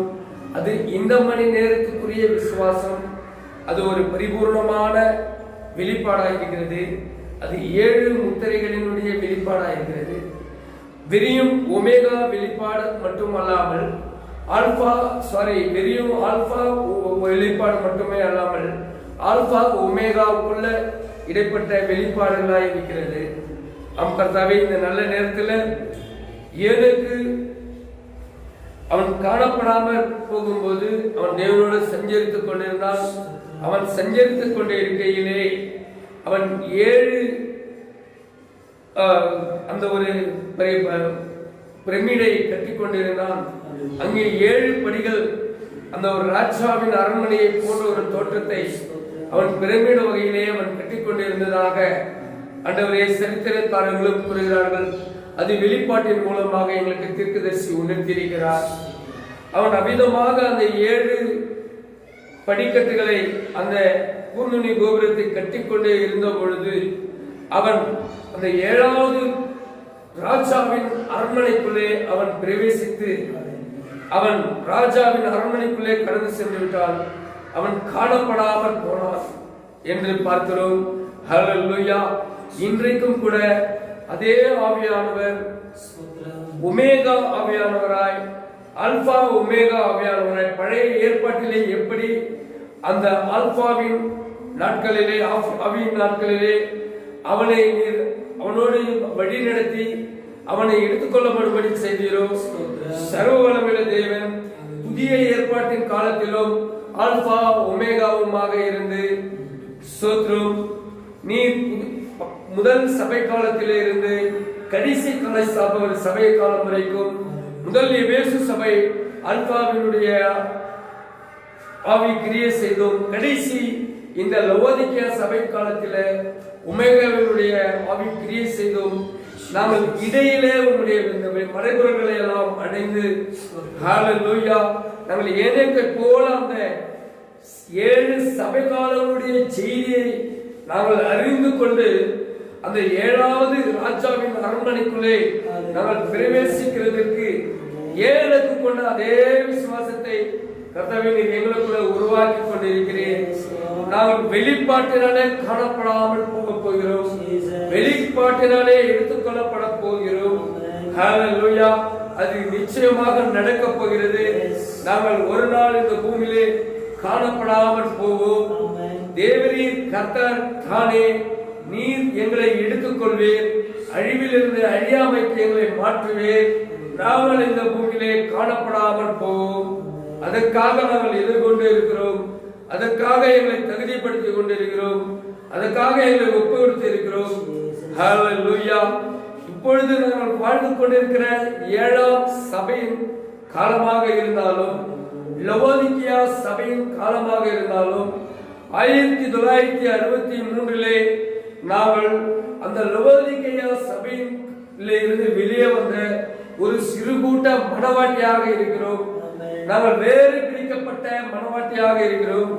அந்த அந்த அந்த கூர்நுனி கோபுரத்தினுடைய அந்த பகுதியிலே அந்த 7ஆம் சபையின் காலத்திலே இருந்து வேறு பிரிக்கப்பட்டு நாங்கள் அந்த ராஜாவின் அரண்மனைக்குள்ளே பிரவேசிக்க பரிசுத்த ஆவியினாலே அபிஷேகிக்கப்பட்டு அந்த சகோதர சிநேக அன்பிலே நாங்கள் அந்த தெய்வீக அன்பினாலே எங்களை பரிபூர்ணப்படுத்திக் கொண்டிருக்கிறோம். ஒரு நாளிலே நீர் எங்களை அந்த கேப்ஸ்டனுக்குள்ளே எங்களை பொருத்த போகிறேன். அப்பொழுது a stature of perfect man, ஒரு பரிபூர்ணமான மனிதனுடைய வளர்ச்சி அது பரிபூர்ணமாக நிறைவேறும். ஹalleluya. இந்த 7 தீவிர சுபாவங்களும் இதனுடைய பரிபூர்ணமான வெளிப்பாடும் அந்த பரிபூர்ணமான கிரியைகளும் கர்த்தாவே அது 7 முத்திரைகளுக்குள்ள மறைந்திருந்த மறைபொருளாக இருக்கிறது. அது மன்னாவாக இருக்கிறது. சபை காலங்களிலே அவைகளை எழுத்து வடிவிலே கண்ட பரிசுத்தவான்கள். ஆனால் இந்த 1963 தீர்க்கதரிசி பிரணவம் மூலமாக அதனுடைய மறைபொருள்களையும் அந்த காலத்தில் வாழ்ந்த பரிசுத்தவான்களை குறித்தும் அந்த காலத்தில் இருந்த சரித்திரங்களை குறித்து அறிந்தவர்களாய் அவர்களுக்குள்ளே இருந்த விசுவாசத்தையும் பரிசுத்தத்தை காட்டிலும் எல்லா 7 வித தீவிர சுபாவங்களினாலும் நாங்கள் நிரப்பப்பட்டு கர்த்தாவே நாங்கள் எடுத்துக்கொள்ளப்படும்படிக்கு எங்களை தகுதிப்படுத்தி இருக்கிறதுக்காக ஸ்தோத்திரம். இன்னுமாய் நீர் படுத்துவதற்காக ஸ்தோத்திரம். கர்த்தாவே இன்னும் ஆண்டவரே நாங்கள் ஒரு பரிபூர்ணமான உடைய வளர்ச்சியிலே நாங்கள் வளர்ச்சி அடையும்படி எங்களை தகுதிப்படுத்தும் ஆண்டவரே. ஹalleluya. ஸ்தோத்திரம் ஐயா. உடைய விலையேறப்பட்ட கிருபையினாலே ஆண்டவரே இந்த மகத்தான செய்தியை நீர் கேட்கும்படி செய்கிறாண்டவரே. ஹalleluya. இந்த செய்தியை கேட்டுக்கொண்டிருக்கிற எல்லா சகோதர சகோதரியையும் கூட ஆசீர்வதியும் ஆண்டவரே. மட்டும் ஆண்டவரே வலைதளத்தின் மூலமாக இதை கேட்கிறவர்களையும் ஆசீர்வதியும் ஆண்டவரே. இன்னுமாக எங்களுடைய ஐக்கியத்தை உன்னுடைய பரிபூர்ணமான வெளிப்பாட்டிலே ஆண்டவரே எங்களை இன்னுமாக விலகும்படி செய்தோம் ஆண்டவரே. நீர் அப்படி செய்வதற்காக உமக்கு மகிமை ஐயா. எல்லா கனமும் மகிமையும் உமக்கே செலுத்துகிறோம் கர்த்தாவே. எங்களுக்கு தேவையான எல்லா தேவைகளையும் சந்தியும், எல்லா குறைகளையும் நீக்கும். எங்களுடைய உலகத்திற்குரிய ஆசீர்வாதம் உன்னதத்திற்குரிய ஆசீர்வாதத்தை யாவற்றையும் சந்தியும் ஆண்டவரே. வெகு விரைவிலே எங்களுக்கு நிரந்தரமாக இந்த பூமியில நாங்கள் இருக்கிற வரைக்கும் ஆண்டவரே உங்களை நிரந்தரமாக ஒரு இடத்துல ஆராதனை செய்யும்படிக்கு எங்களுக்கு ஒரு சரியான ஆராதனை ஸ்தலத்தை நீர் ஆயத்தப்படுத்தும் ஆண்டவரே. அதுக்குரிய தேவைகளையும் திட்டத்தையும் ஆண்டவரே நீர் பகுத்து தாரும் ஆண்டவரே. ஹalleluya. ஸ்தோத்திரம் ஐயா. உம்முடைய சமூகத்திலே எல்லாவற்றையும் ஆண்டவரே ஒப்பு கொடுக்கிறோம் ஆண்டவரே. எங்களுடைய எல்லா விண்ணப்பத்தையும் உம்முடைய சமூகத்திலே இறைக்கிறோம் ஆண்டவரே. ஹalleluya. எல்லாவற்றையும் நீர் பொறுப்பெடுத்துக் கொள்ளும். ஆமென். துதி கனம் மகிமை எல்லாவற்றையும் உமக்கே செலுத்துகிறோம். கர்த்தரும் இரட்சகரும் மீட்பரும் ஆகிய இயேசு கிறிஸ்துவின் நாமத்தில் வேண்டுகிறேன். ஆமென். ನಮ್ಮ ಕರ್ತನಾದ ಯೇಸು ಕ್ರಿಸ್ತನ ಕೃಪೆಯು ಶಾಂತಿ ಸಮಾಧಾನ ಐಕ್ಯವನ್ನತೆಯು ಇಂದಿನಿಂದ ಯಾವಾಗಲೂ ಎಲ್ಲಾ ಸಮಯದಲ್ಲಿ ನಾವು ಎತ್ತರ ಪಡುವುದಕ್ಕೆ ಕರ್ತನ ಕೃಪೆ ಆಶೀರ್ವಾದ ನಮ್ಮೊಂದಿಗೆ ನೆಲೆಗೊಂಡಿರಲಿ. ಆಮೆನ್. God bless you. ಕರ್ತನ ಮೇಲೆ ಆಶೀರ್ವದಿಸಿ ಮುಂದಿನ ವಾರ ಕರೆಕ್ಟಾಗಿ 10 ಗಂಟೆಗೆ ಸರಿಯಾಗಿ ಎಲ್ಲರೂ ಕೂಡ